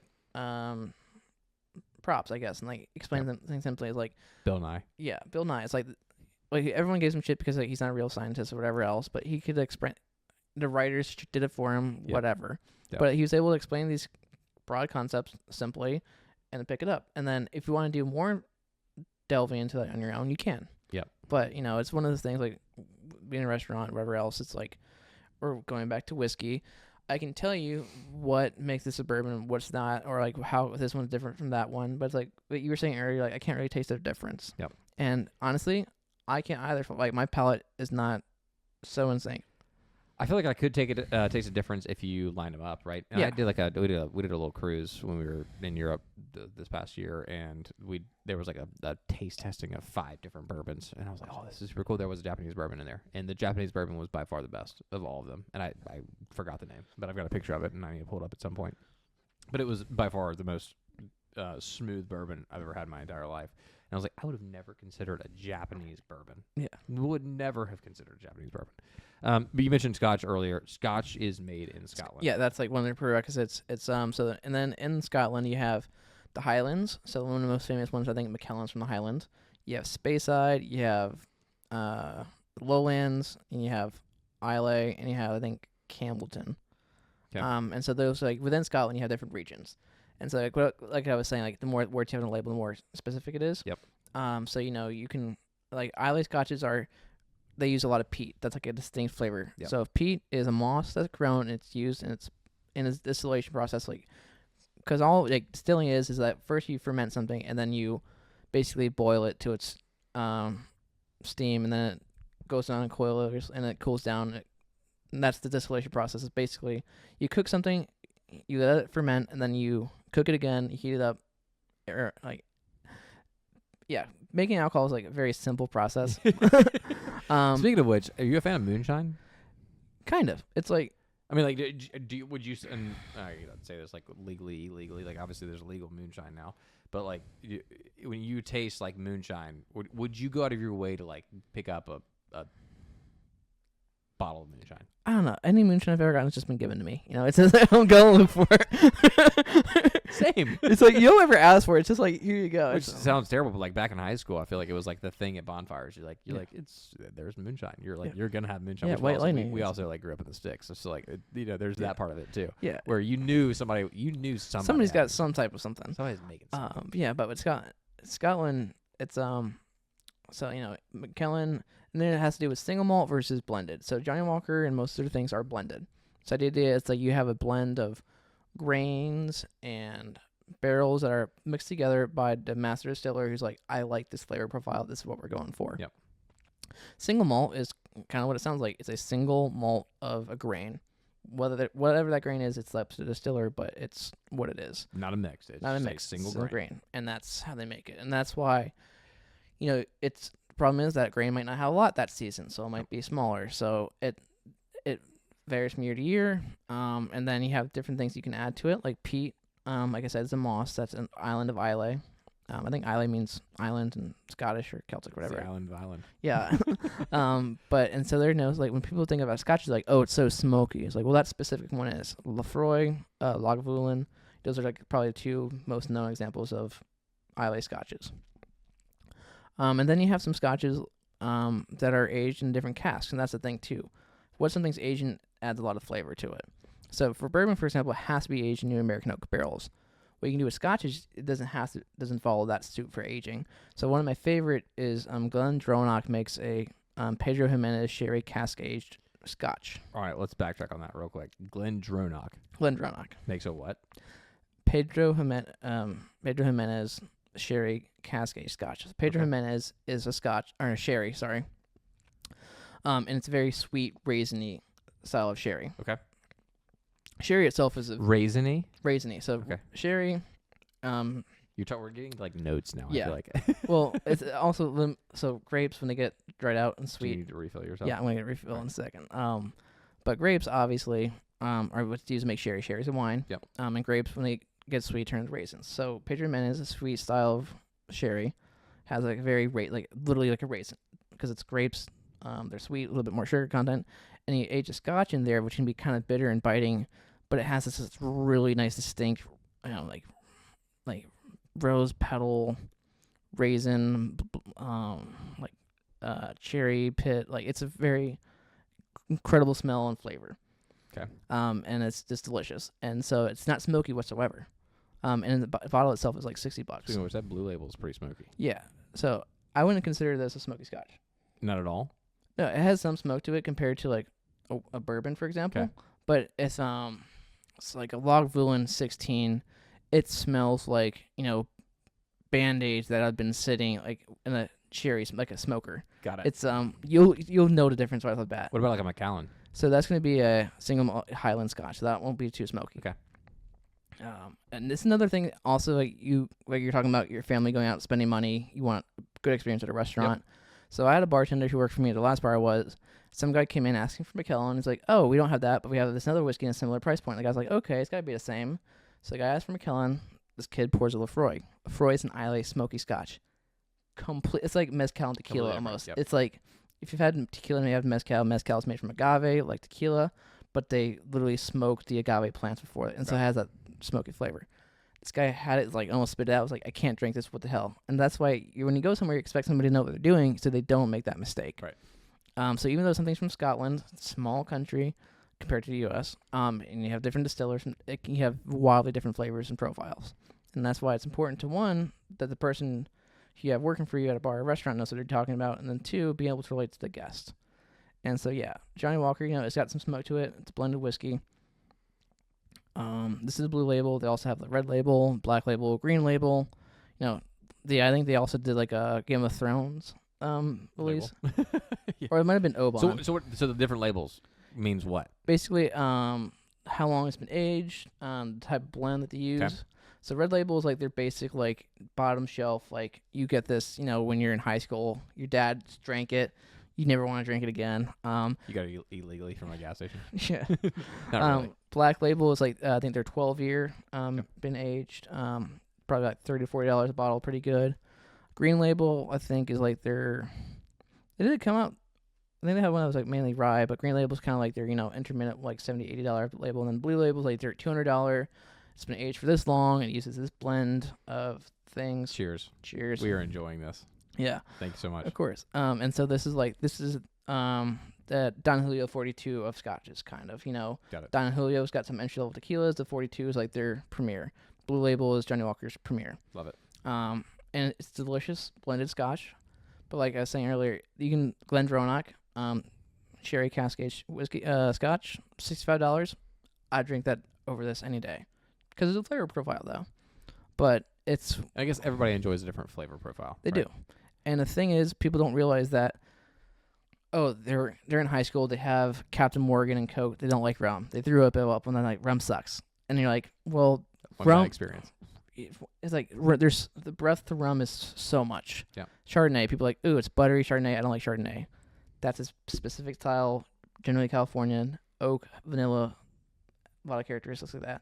And you have a Chablis or Burgundy. The most expensive like white wines in the world come from they're either sweet Rieslings or the white Burgundy. And Burgundy, I mean, most people have heard of it. It's a wine region southeast of France, and it's expensive. Like, but a Chardonnay from there, it's completely different. It is like almost like a life-changing experience versus like a Sonoma Cultura that you'll buy at a grocery store. So on to wines real quick. Point before that, I feel like if we were to change the legal age of drinking back to 18 and introduce some kind of like high school sommelier class of some kind, right? It would be not only intriguing to like high school students, but they also like realize the importance of appreciating the alcohol instead of doing what we do at that age, right? And into college, right? Which causes a lot more problems. Not at all that I'm advocating for like lowering the drinking age. I'm just thinking to myself, like, what's wrong with that? I think it's the drinking culture in the U.S. in general, where it's this taboo thing, especially in the South. Yep. Whereas over there, it's so matter of fact. Like you were questioning over there being Europe. Yeah, over there being Europe, or really any country that's not, even South America or something. Yep. Because you were like I told you I had like a cigar and a coffee like at 10, 11 in the morning. Sometimes you're like, well, in the morning, I'm like, yeah, it's just for me, it's whatever it is. Over there, like people on breaks drink wine. Germany, beer. There's a law in Germany where you have to at a restaurant serve something cheaper than beer. Like it's mandatory, because beer is normally the cheapest thing to serve. So you have to serve something cheaper than beer. It's the law. Or you're just given like a side of something. Like you're given pickles. It's like it's got to be like a liquid. You got to serve a liquid cheaper than beer. Got it. But over there, here's the thing: there's a drink called Cali Mocho, which is Coke and red wine. There's a beers and there's in Germany a Diesel is a Hefeweizen and a Coke.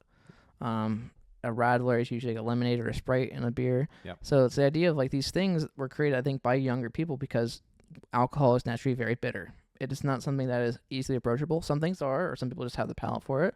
Others, it's nice to mix things.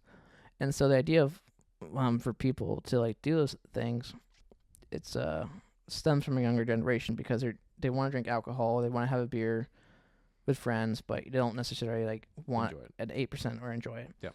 And over time, it just becomes this thing where it's just normal. The idea of having a beer with lunch, you're not going to get hungover. You're not going to get drunk before your next shift. Yep. You're an adult. You should know better. If you do get drunk, you kind of had that understanding early on, like, this is what my limitation is. This is what I got to do.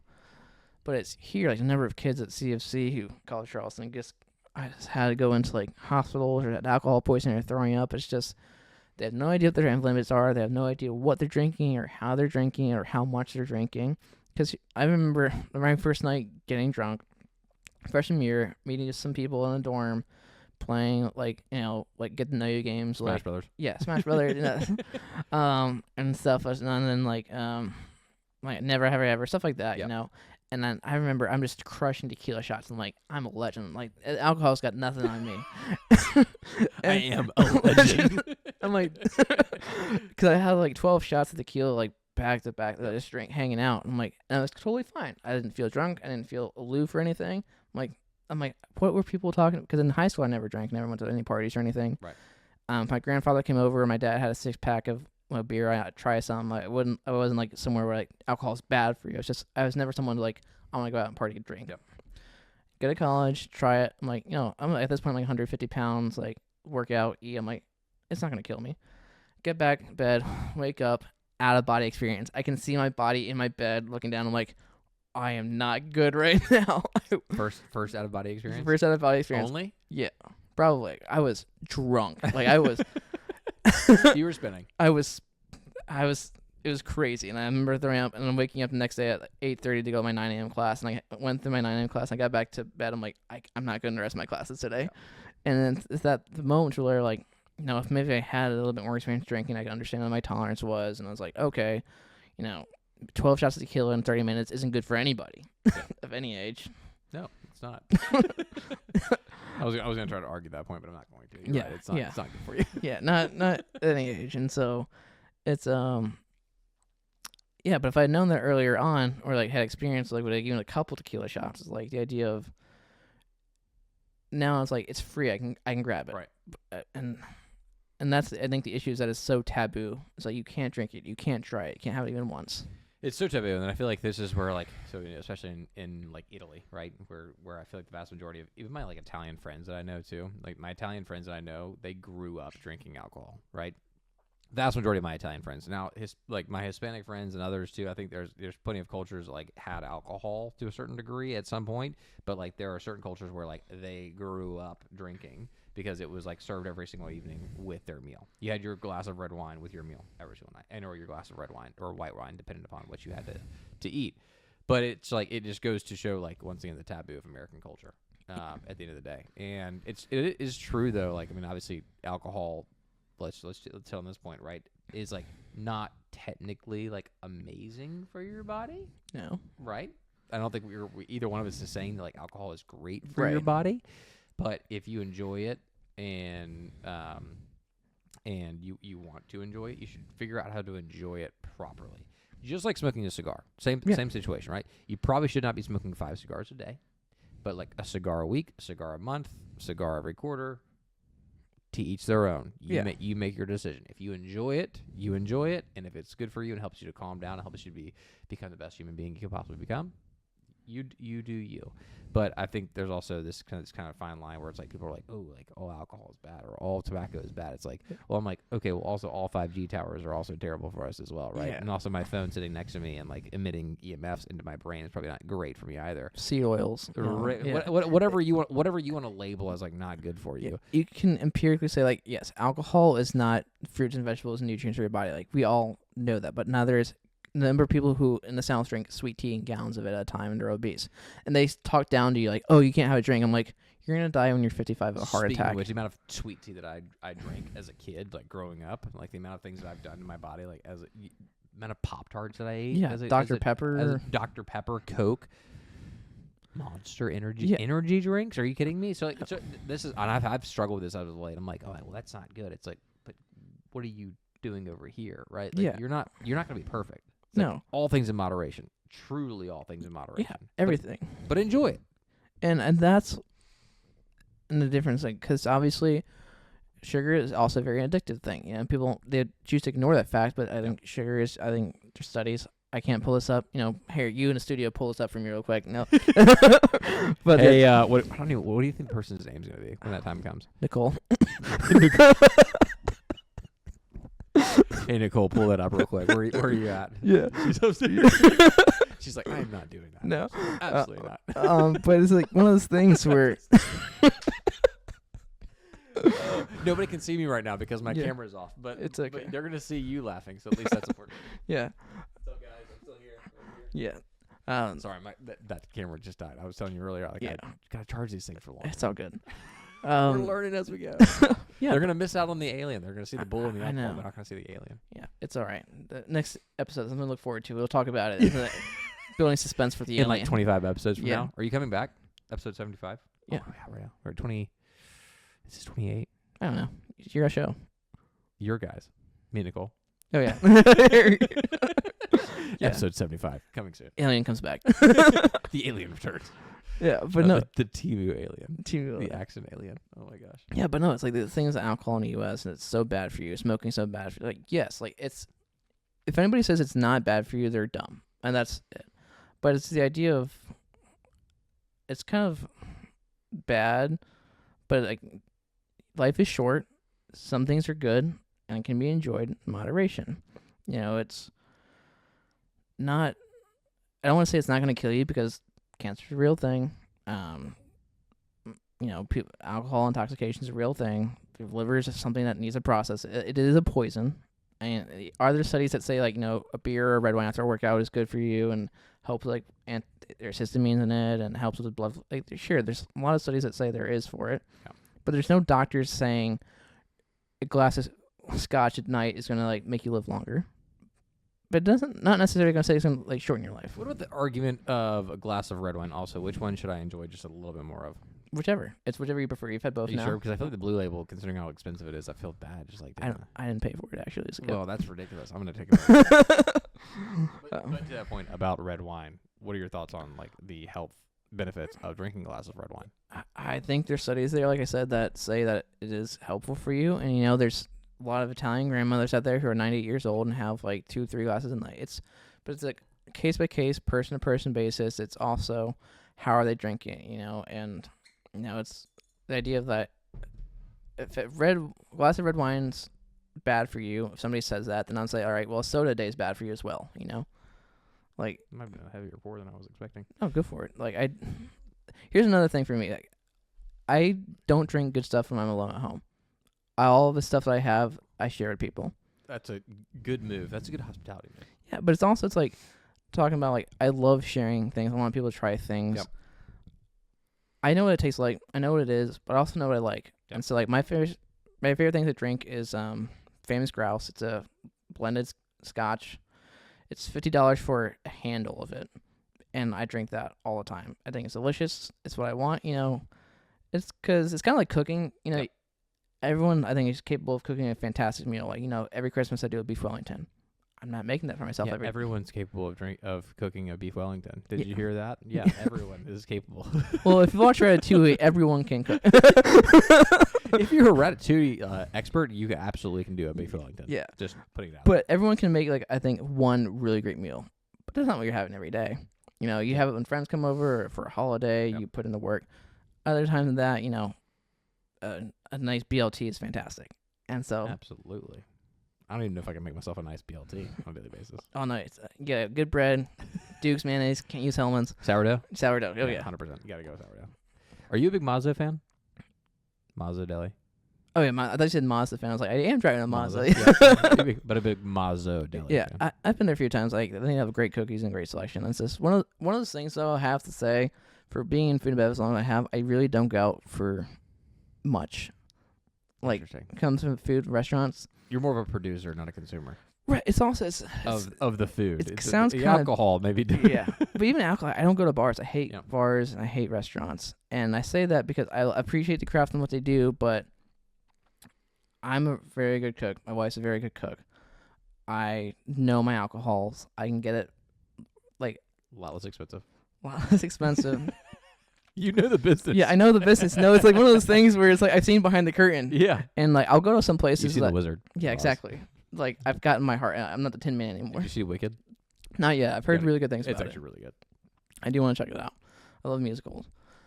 But yeah, when it comes to restaurants and bars and food, I have a few staples. Like my favorite restaurants to go to are dive bars.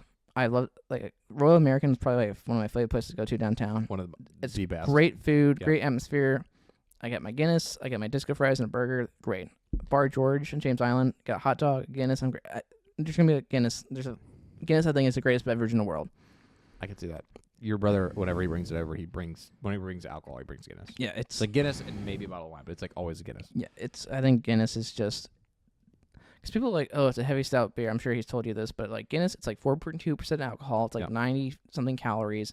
It's very light. It's basically a health drink. Yeah. Guinness, health drink. This is what I will say. Other alcohol is bad for you, but Guinness... We should get Guinness to sponsor this podcast. That would be amazing. I wish I could get Guinness to sponsor my life. That would save me. That would be so sick. Car wrapped in Guinness. I'll wrap my vehicle in Guinness. Yeah. Sure. Absolutely. Having front seat right next to me. So, how do you feel about Irish car bombs? And I feel like I just dropped that. I can drink them much faster than most people. Okay.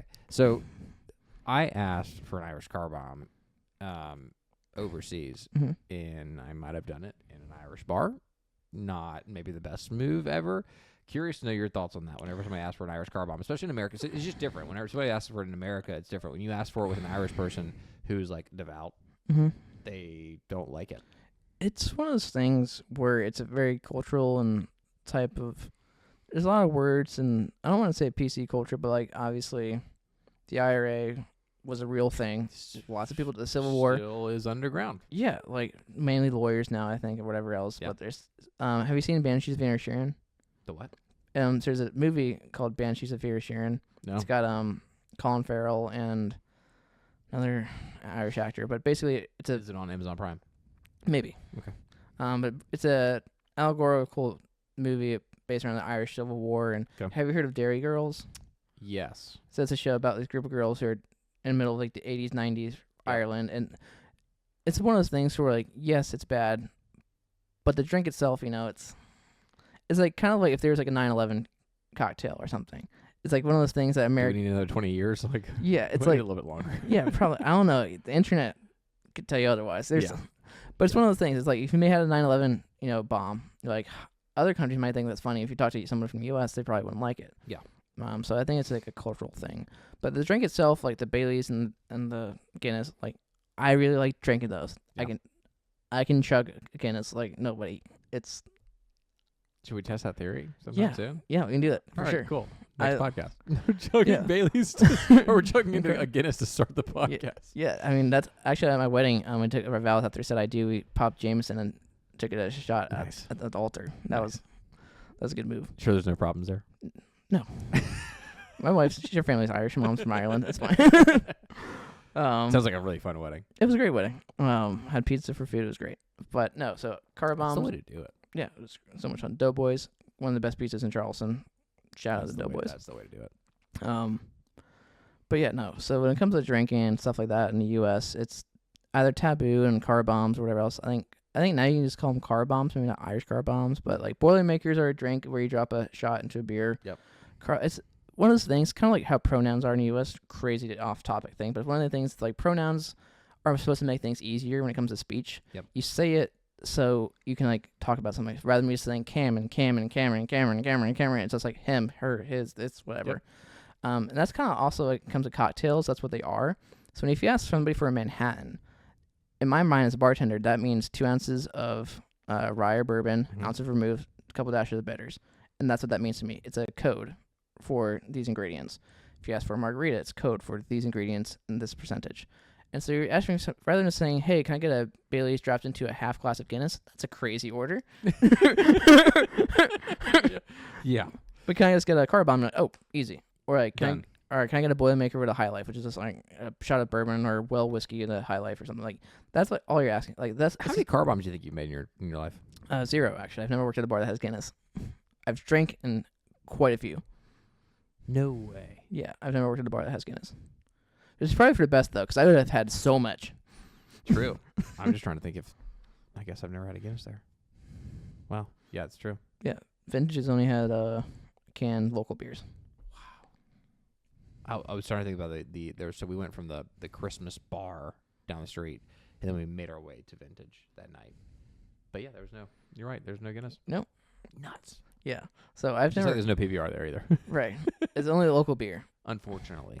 PBR is great. That was my college beer. Yeah, well, I haven't drank a PBR in a while, but it's like the go-to hangout beer. It's great. That or Coors Banquet.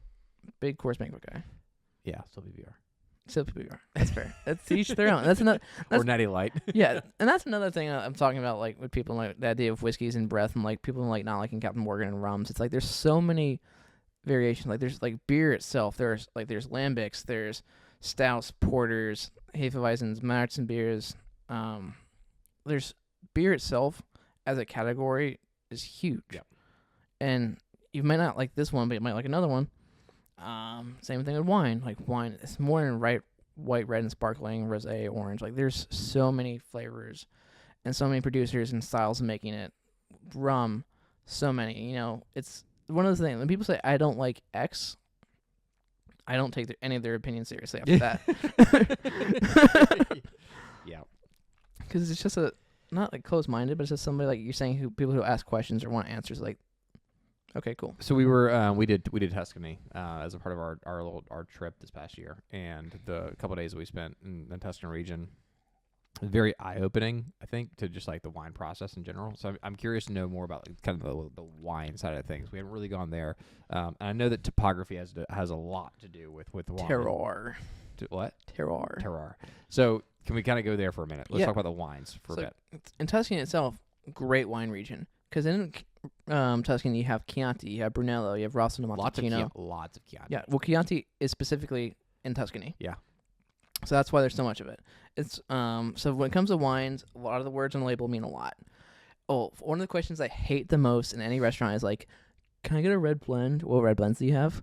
I'd say about like, kind of, you know that 80-20 rule? This applies to everything in life. Yep. 80% of the wines you have are going to be blends. It's very infrequent that you have a single variety wine. Yep. And if you do, it's going to be more expensive. Kind of like we talked about going to specificity. So in most regions, there's like Australia, Spain, there's different governing boards about how wine is produced. Yep. For most places, I think 75% is the standard. If you're going to put like in the U.S., if you put on your wine it says Cabernet Sauvignon, yep, it just means the minimum requirement is that 75% of that has to be that one grape. So it's 25% you're open to other things. And so when people ask, can I have a red blend, I'm like, the majority of red wine you're drinking is going to be a blend of something. Do you say that immediately when somebody asks that? Or you try to like keep that at bay? It depends on the person. You know, it's like if they're asking about, like, if they're reading the wine list and I also have to have the time. Yeah. Is this a mix? Yeah. How is this wine blended? So, well, I'll tell you about that. It's a gauge person to person thing because some people, like I said, they want to know, and some people just want to come in, come out, have an experience. Yeah. It's totally whatever. So I'll offer to tell people that. I'm like, yeah. So I was like, I always turn a question with a question. I try not to answer right away. Yeah. Because I think most people don't understand how to order something. Right. Not to any fault of their own, but the words they use, they hear on TV. Their mom tells them to order this, their grandfather, and so they, it's parliamentary. They're repeating what they've been heard before. Yep. And so I always ask them, like, oh, well, what kind of wines do you drink at home? And they'll give me an answer, and I'll ask them what they like to eat or what they like to drink, because flavor profiles matter a lot. So if you're somebody who likes spicy foods, you get your burger with like extra burger sauce, and you like fries dipped in things, and like if you're somebody who likes these big bold flavors, you probably want a wine that's similar to that. Right. If somebody's like, oh, I like a Caesar salad with some salmon on it, you might like something a little bit more subdued. You don't want like a flavor bomb. So trying to figure out what people like, because what I like, that's a master of, like we talked about, is somebody who's able to create an experience for somebody else. So the whole red wine, white wine thing, right? It's like red wine, typically your steak. Correct? Correct. Okay. Your white wine, typically your fish. Correct. Right. I call bullshit on that, frankly. So personally, because I like my red wines. I'm not a huge white wine fan. At least goes back to your preferences. But people always talk about like the palate, and you're drinking your white wine, and it goes with a fish, and it goes specifically, this particular white wine goes with this particular fish, and I just over the years grown to not care whatsoever. I'm just like, I'm gonna drink a glass of red wine with everything that I eat. So, and it's about if we're going for a nice dinner. Yeah. So there's a scientific part of it, and then there's a preference part of it. Mm-hmm. So there's a book I've had, like when I was studying for my level 2. It's all about wine pairings and whatever else. Yep. So there's different types of way of pairing food, whether it's wine, beer, soda, however. Pairing, so there's complementary pairings. So you have something sweet with something sweet, Right. You have a hot chocolate and a chocolate chip cookie. Fantastic. Can't beat that pairing. Right. You have, contrasting foods. So chips and a soda, sweet and salty. Great pairing. Yep. And then you have, with wine or something, it's what called grows together, goes together. So if you're a certain region that has a certain wine, has a certain food, because they're similar environments, similar things, for whatever reason, they kind of just go together. So if you're in the south of France, you have a crisp white wine with some oysters, like Chablis and some oysters, really good pairing. And then you get to the science of some things, and people talk about red wines. I'm not sure because obviously, like growing up in like hundreds of years ago, or whatever else, no one really cared about this. If you're a peasant, when do people start caring? Yeah, it's not until like the 1900s that people actually started caring about. Yeah. Like that's the nice thing about evolution of the society is like we got to the point where we're not just trying to survive or whatever else. Like we're trying to all right, we have our hierarchical needs. It's like we have our shelter, we have our sustainability. We now have the time to actually delve into which wine goes with which into the notes of your wine. Yeah, where you're just like some peasant on a farm growing up, like, all right, this is our wine we've preserved. That's why wine was an accident, beer is an accident, but it was safer than water for the longest time, and that you could preserve it, could last a long time. You had a liquid to sustain yourself. I'm sure at the time they were like, well, liquid is the same. I'm sure they were Yeah. like, oh, God, this is a hard day. I'm getting drunk tonight. Yeah. Like, I don't care what's actually going Yeah. into it. It was the same thing like moonshine, too, right? And especially during, like, Prohibition. You're like, Yeah. you're trying to mix moonshine. You're trying to make some money, and you're getting it around. But it's ultimately just because people were having a tough time. Yeah. And they wanted to get drunk. And now we're at a society where you're taking the time to, like, pair something to, like, elevate your experience. Like, you're not caring about tomorrow or the next year or the year after that. You're set. Like, you're focused on the there and now, and that's not happened for much of society to be at this point to like where we can take the time to like figure out what goes together. So like it's like a quick America appreciation segment, right? Or just humanity in general to be at the Humanity. point to where we can like look like Aren't we glad for a little bit of freedom, though? yeah, love freedom. Not even like America. I mean, it's like America. Like, this is like a humanity appreciation point of like, wow, like if you look back at like humanity over the past like thousands of years, we're really at a pretty good point. Yeah. All like, things considered, there's still a lot of terrible things going on, Yeah. but no, it's at a like pretty good point. I'm not drinking something because I know it's safe and I'm just eating something to give my body fuel. Yep. It's like I'm choosing to spend my time on this specific food and I want this specific wine to go with it because I want to enjoy this moment because I don't care about tomorrow. My rent's paid. I have groceries. I can live. I'm done. Yep. But I'm at this point to where like I care so much about this small thing that means nothing in the grand scheme of things. Right. It's a luxury. Right. And then coffee, wine, it's a luxury. A little bit more affordable than a private jet, but it's a luxury nonetheless. It's not a necessity to survive. Do we need private jets? It depends who you ask. I don't know. Do we need planes? Well, But anyway, so it comes to pairing real quickly. So planes are nice. planes are nice. There's proteins or tannins in wine that comes from the grape skin that help break down the fat in certain meats. So that's why they say red wine goes with steak. It also has to do with the flavor of it. You can have certain red wines like a Cinsol or Grenache. Might be a little bit lighter. Might be fruit forward. Might not even stand. So just because it's red wine doesn't mean it'll stand up to a steak. Okay. Like a Pinot Noir from Burgundy, I might not eat with a ribeye because of steak flavor itself will overpower this $600 bottle of wine. Right. So you would want something like a Cab or Zin, Syrah, something that's got a lot of grip and tannins. I think it'd go for a Cab typically, but Yep. like a Chianti is also not a bad choice. Yeah, Chianti. So that's got a lot of alcohol and tannin structure that Yeah. can stand up to a steak. Yeah. Rioja, Tempranillo, Yeah. also could. But like I said, Pinot Noir, Cinsol, Grenache, wouldn't do as well with a steak, but Okay. they might do well with a fish or poultry. And so that's where. What about a McDouble from McDonald's? So to make double, I would probably do something like a nice little spice. I'd probably do like a Rioja or something like that. That's amazing. So often one of the best things ever is a Chick-fil-A sandwich and champagne. Really? Yeah. So champagne. If you ever have a question about pairing or going to somewhere's house, and I'm like, calling you. no, just get champagne or bubbles because bubbles. You're like, don't call me, just get champagne. Yeah, that's all I want to tell you. But no, I can always help you. Like talking about buddies. Like Yeah. if you have a question about wine or alcohol, I'm happy to help. I love to. A lot of people call me about it. It's Absolutely.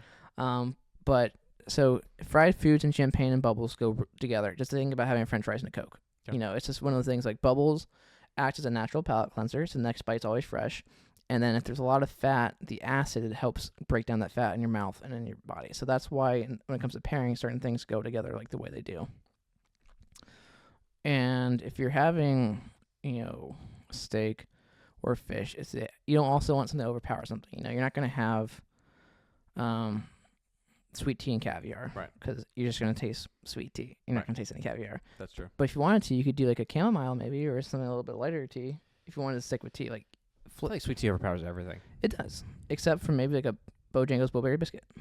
Oh gosh, that's a great reminder. Are they around like Valentine's Day? They always do like the heart Bowberry biscuit. As a kid, I used to love that stuff. It just goes back to like the Pop-Tarts and everything else too. It was like that was so bad for us. I would literally eat like 5 Bowberry biscuits a morning. Yeah, Going into high school. people still do, but it'll tell you that a beer is bad for you. Right. And it's like one of those things. It's like look in the mirror That's nuts. or 2 mirrors. You might need 3. You fat ass. Yeah. Okay, cool. As it relates to like your favorite drink, do you have a favorite drink? Guinness. Okay, we already covered that. Do you have a favorite cocktail? So, I do. So there's different. For me, cocktails are. There's so many flavors and so many things to do, whether it's situational or whatever else. But if I had to have a cocktail for the rest of my life, it'd either be a daiquiri, a classic daiquiri, which is just rum, lime juice, and sugar. Yep. Or Negroni. Negronis are great. Yeah. Negronis are... It's a phenomenal drink. And it's one drink I use to train every bartender when it comes to stirring cocktails. Yep. So when it comes to making cocktails, you have shaken and stirred. James Bond kind of screwed it up for everybody when asking for it, but there's a certain reason why some drinks are shaken and some are stirred. It has to do with how they're emulsified. So if a drink's all booze, you stir it because the density is all the same and it can get mixed properly. Okay. If you throw in a brine or a citrus juice or a lot of sugar, you need it to have shaken, otherwise it won't be incorporated properly. Because I guess if you let it sit for too long, they would just separate, right? You separate, right. So you have to have that shakenness, so one helps with texture. Got it. And it also helps with like mixing the ingredients properly. So martini, you can shake it, sure, but it's not going to... You're going to get too much air in it, and I wouldn't like it because the texture's going to be off. Martinis can be made in so many different ways, and I've listened to my dad order a martini like dry and then wet or something like that. And I'm like, how do you get a martini dry and then wet and then back to dry? Like, so it's one of those things that I talked about with wine, people ordering and not understanding like, the profiles they want. Same thing with cocktails. Yeah. If you look up online what straight up means, there's two different definitions. Straight up means either served in a martini glass, not on the rocks, or it means served without any vermouth. So those two different definitions mean two very different things. Yeah. And people want to like rinse this, that. They say a lot of words so they sound better, but they don't actually know what they want. And so martinis, I think, are a very good measure of a good bartender because the amount of vermouth you use, how you stir it, gin, vodka. It should, I think, generally always be gin, but that's just me. Personal preference, historical preference. It's not personal. It's historical. It's like and then people like I want to. If you ever watched MASH, like the show. Yeah. So they always joke about they want their martinis bone dry because they're distilling their own gin. But it's funny it's called bone dry because don't have any way to make vermouth, so it has to be dry, which is. So I always thought it was kind of funny because people never realize it. But so the levels of dryness has to do with the amount of vermouth in a martini. Okay. So 50-50 martini means it's 50-50 vermouth and spirit. Okay. A 2-to-1 is like kind of like the classic recipe, like 2 spirits or 2.5 and a half. There's different ways to ask for it: wet, dry. It's kind of like I was talking about, like an Irish car bomb. So if you ask for it dry and wet, how is that even possible? So dryness, so there's extra. So dry just means you adjust the variation. So a normal martini that I would make would be 2.5 gin, half a thing of vermouth. Okay. Dry would make it 0.25 vermouth and 2.75 gin. Okay. And so dry and wet, you can ask for like dry and with a rinse. So you would rinse the glass of vermouth, dump it out, and then stir in gin. Then you would have like 0.25 vermouth and then 2.75 gin. Got it. Pour it in. But it's like one of those things where people don't know what they're asking for, though. So, or like, is dry and wet even a thing then? No, it's so dry and with a rinse is a thing. Yeah, you can do it dry with a rinse, extra dry with a rinse, bone dry. Like it also has to do with people's perceptions. Okay. So if you ask for an old fashioned in the Midwest, for example, you might get a splash of soda in it. It's like a Wisconsin old fashioned, like Coke. Got it. So how should I ask for a martini? So here's the thing: first, to be as James Bond as possible. Ask for a Vesper martini. Perfect. But it has a set recipe to follow, and people might not. Here's the thing: people might not like a Vesper martini, and they start trying to modify it. And the thing is, like with restaurants, if it's on the menu or it's a cocktail, you should figure out what you like first. Because some people order things because they hear about it, and they're like, "Oh, I don't like vermouth," and then you can make them a cocktail that I would make and drink myself. Like, "Oh, this is really good." And like, "Oh, it's got like half and half vermouth," and like I don't like vermouth. It's like, but you just think you don't like vermouth, and it's people don't have the chance. It's expensive to try things, which is the thing. Like, I wish I could do a flight of martinis. Like, this one's got no vermouth in it. This one's a 50-50, and these are all in between. Tell me which one you like the most. Right. And then someone could try it and be like, I like this one. I'm like, okay, cool. This is how you're going to ask for it going on. Because sounds like a good setup for, like, the longboard. Maybe, like, a happy hour, try your favorite martini. Yeah. It's like, and 15 ounces of booze later, you're peeling off the floor. Good luck getting home. Uber. Yeah. But it's also that just be expensive too. Like that's a lot of alcohol to get out and a lot of information. Then are people going to retain the information? But so that's why I just wish people would do a little bit of research on their own, rather than just asking for like what they've heard. Because then that way you don't run into issues of people being, oh, this guy made it for me this one way this one time. That's another thing. Bartenders, there's bartender schools. I don't really trust them. Like, just learn on the job. But there's so many bars in all the worlds and all the countries, and there's different ways of like perceptions. Like, there's no set way of things. Yep. So that's why it's important, kind of going back to wine, of like having those labels and having those words. And that's where sommeliers come in. And so you have somebody who's telling you these things. Like, if you're like, you tell me, I like a rinse, I like the smell of vermouth, I like the taste of it. Here's what I want. A good bartender should be able to provide you things within those parameters. Tell a sommelier, you're like, hey, my price range is this. I like this style of wine. I like this food. Can you get what you want? And that's where, kind of going back to the AI, AI might be able to, like, there's some apps, I think Vivino might, you put in certain things and it spits out wines you might like. Right. It might not be correct. Sommelier can then ask more questions, and they might not be correct either, but you're kind of paying them for the expertise to be like, that's another thing. Somebody might get you exactly what you tell them to, but you're not sure what you're asking. Right. Which is an issue. Yeah. So if I tell you, let's say I really like a sweet, jammy red wine from California, but I tell you, I watch on TV like, oh yeah, I want a nice dry, tannic wine from this region. And they get me that. I'm like, I don't like this though, but like, this is what you told me to get you. Correct. And so that's like the thing with the martinis. Like, you tell me you want a bone dry martini, I give you a martini, you're like, this tastes like cold gin. And you're like, it's just cold gin. It's what it is. How often does it happen though when you serve somebody a drink, like percentage wise, you serve them a drink and they're like, this is not what I wanted. Like, what do you think the percentage is? Probably about 10%. I'd say 10 to 15. That's if people tell you. The thing is, people don't tell you things. And then you immediately go and you pour them something else, or do you charge them for the beverage and then does it depend? A lot of it depends on who's at fault, how much it costs. If it's a beer, it costs nothing. If it's a $200 bottle of Blue Label, like, you're probably like, hey, like, that's what you asked for. That is a $30, $40 glass. Yeah. So it's with that. It's another thing people don't realize, is that they're on the hook at that point. For example, if you're buying a bottle of wine at a restaurant, they open it for you, and you taste it, you don't really like it. If it's not corked, which is another thing of why you're trying a wine. Some wines, it's a natural product. There's corks. Like, there can be defects in it, and that's what you're smelling for. But once you ordered it and it's opened, it's yours. And people can be like, oh, if I don't like it, you send it back. It's like, no, you're paying for it. It's open. We can't do this. Like, this is yours now. So when it comes to something like that price point, that's why you try to have a educated staff so they can prevent those issues from happening. Right. And that's why I always ask people a question or try to follow up with them, because I want to know what they want. So it's worth paying your sommelier the proper amount of money. Yeah. Or your bartenders. Or, the people who are selling your product, you want them to be as educated as possible. Because an educated staff is an excited staff. Because the thing is, the more you know about something, the better you are to sell it. Absolutely. And the more you sell, especially as a tipped employee, the more money you're going to get based off of that percentage. So if you're able to upcharge somebody onto a scotch, I don't want you like the guy I was talking about earlier who sold you the wrong scotch and then have to refund it because that was an error on our part. Right. He shouldn't have recommended him that $25 glass of scotch because it tasted nothing like what he was asking for. So if you have somebody who follows the steps to provide the right thing based on the questions that they were provided and the information they had, at that point, I'll then talk to the guests, like, hey, why don't you like, they're like, this isn't what I was looking for. I'm like, these are the things you said, fact about, all right. And then at that point, it's kind of like an instant thing. You're like, all right, are they going to come back? Are they visiting? Is it worth it to count this item so the next 3 visits, they're like, oh, this is a great experience? Or is it like one of those things to where, you know what, I'm charging them for this, or I might take 10% off for their troubles if I want to get something else. So at that point, you got to play it by ear.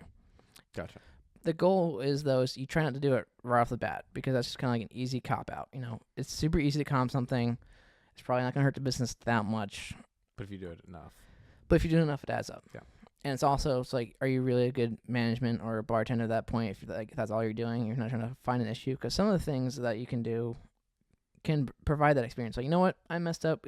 Let's try this out together. Like, what are you looking for? You're like, what was bad about that scotch? You're like, you know what? It's had a little bit too much heat for me, a little bit too much smoke. I want it to be a little bit sweeter. And you can try something else important. Like, actually, this is great. This is what I was looking for. Thank you so much for helping me. Yep.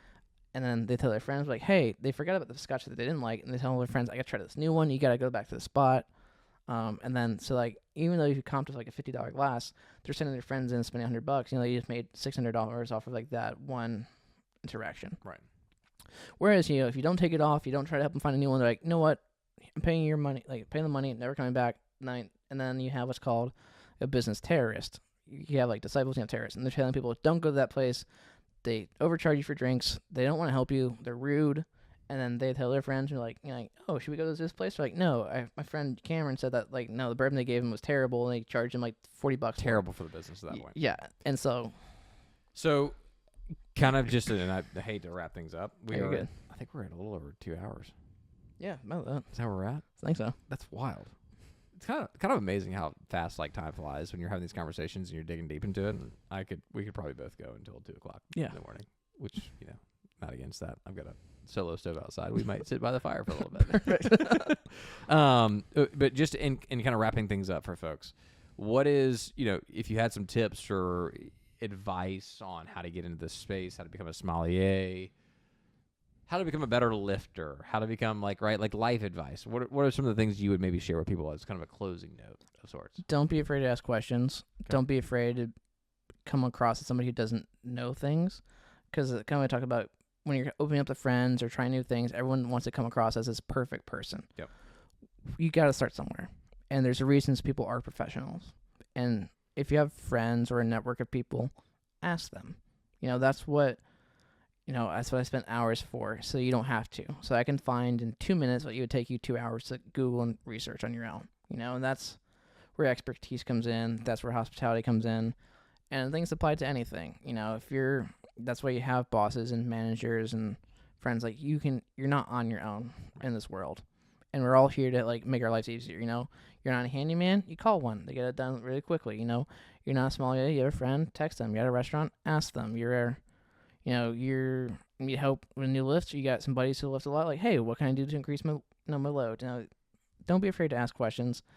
And obviously, unsolicited advice is annoying. And it's just also a matter of finding the opinions you respect, you know? Because everyone has an opinion. You know, there's jokes like opinions are like buttholes, like everyone has one.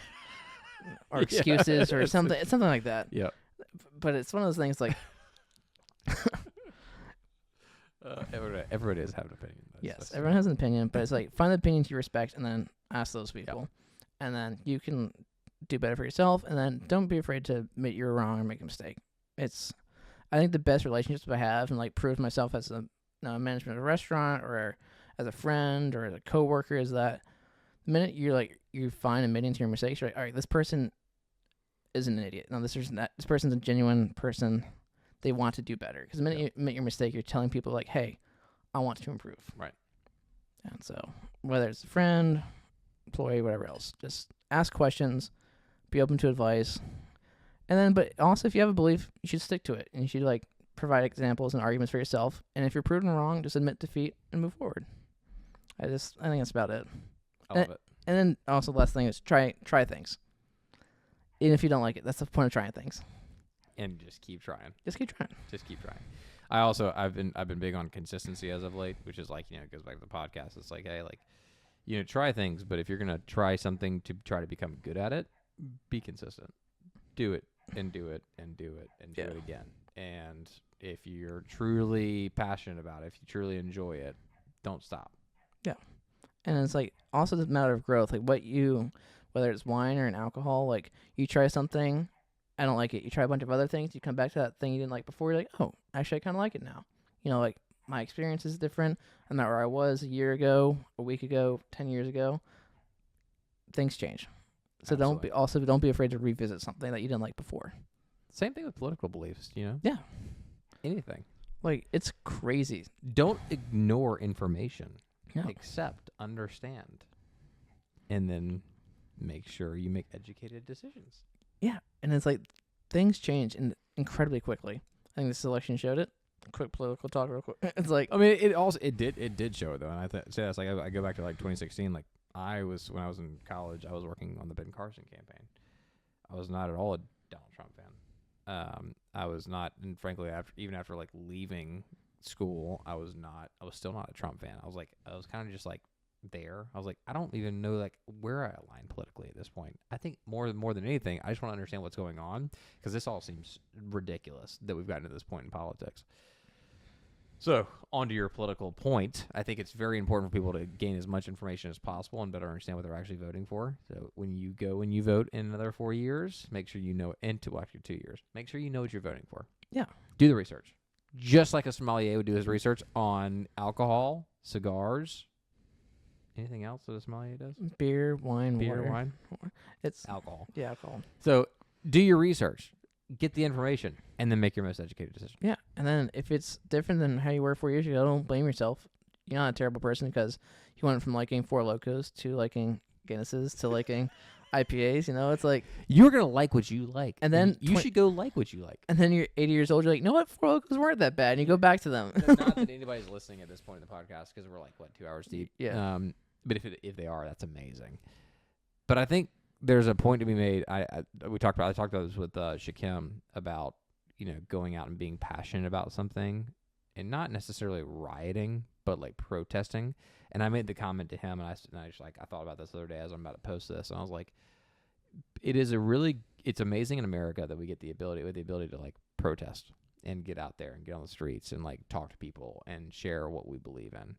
So regardless of what it is, you should definitely get out there, and I'm gonna reinforce this. You should get out there. You should share your opinion. You should talk about your beliefs, because in my opinion, there are only certain individuals that are sharing their beliefs right now, and they're very radical and they're being heard. The only way to be heard is to be like open about it and to share your opinions and to talk about it. So, not that this is any relevance to our podcast whatsoever, but I'm going to reinforce that point and say, if you believe in something, if you want to go do something, go do it and be loud about it. And Cameron Brown's podcast is a great place to start. Cameron Brown Show is a great place to start. Come join the Cameron Brown Show. But no, I really appreciate your time. Appreciate you hopping on. Appreciate all the education. The amount of information, though, frankly, just is phenomenal. And it's every single time I feel like, well, the couple times I've spoken to you and had conversations when you're behind the bar and when you're at a restaurant and when you're serving and when you're providing management, it's incredible how much I've learned just from being around you. So I appreciate that. Appreciate you coming on. Of course. And we will do another one. Yeah. Most likely episode number 75. Perfect. Where we will shotgun it get us at the very beginning of that episode. Yeah, we can chug it. Might want to get some points of the cover, because I feel like this one, from where we started to where we are now, has just gone all over the place. We are all over the place, and that's kind of the purpose of Yeah. this, right? I don't really care, and I want people to get a wide variety of information. Hopefully they got that and some value. Yeah, they got some information. Whether or not it's helpful, I guess. Well, cheers. And they can't even see me for the second half of it. So. Yeah.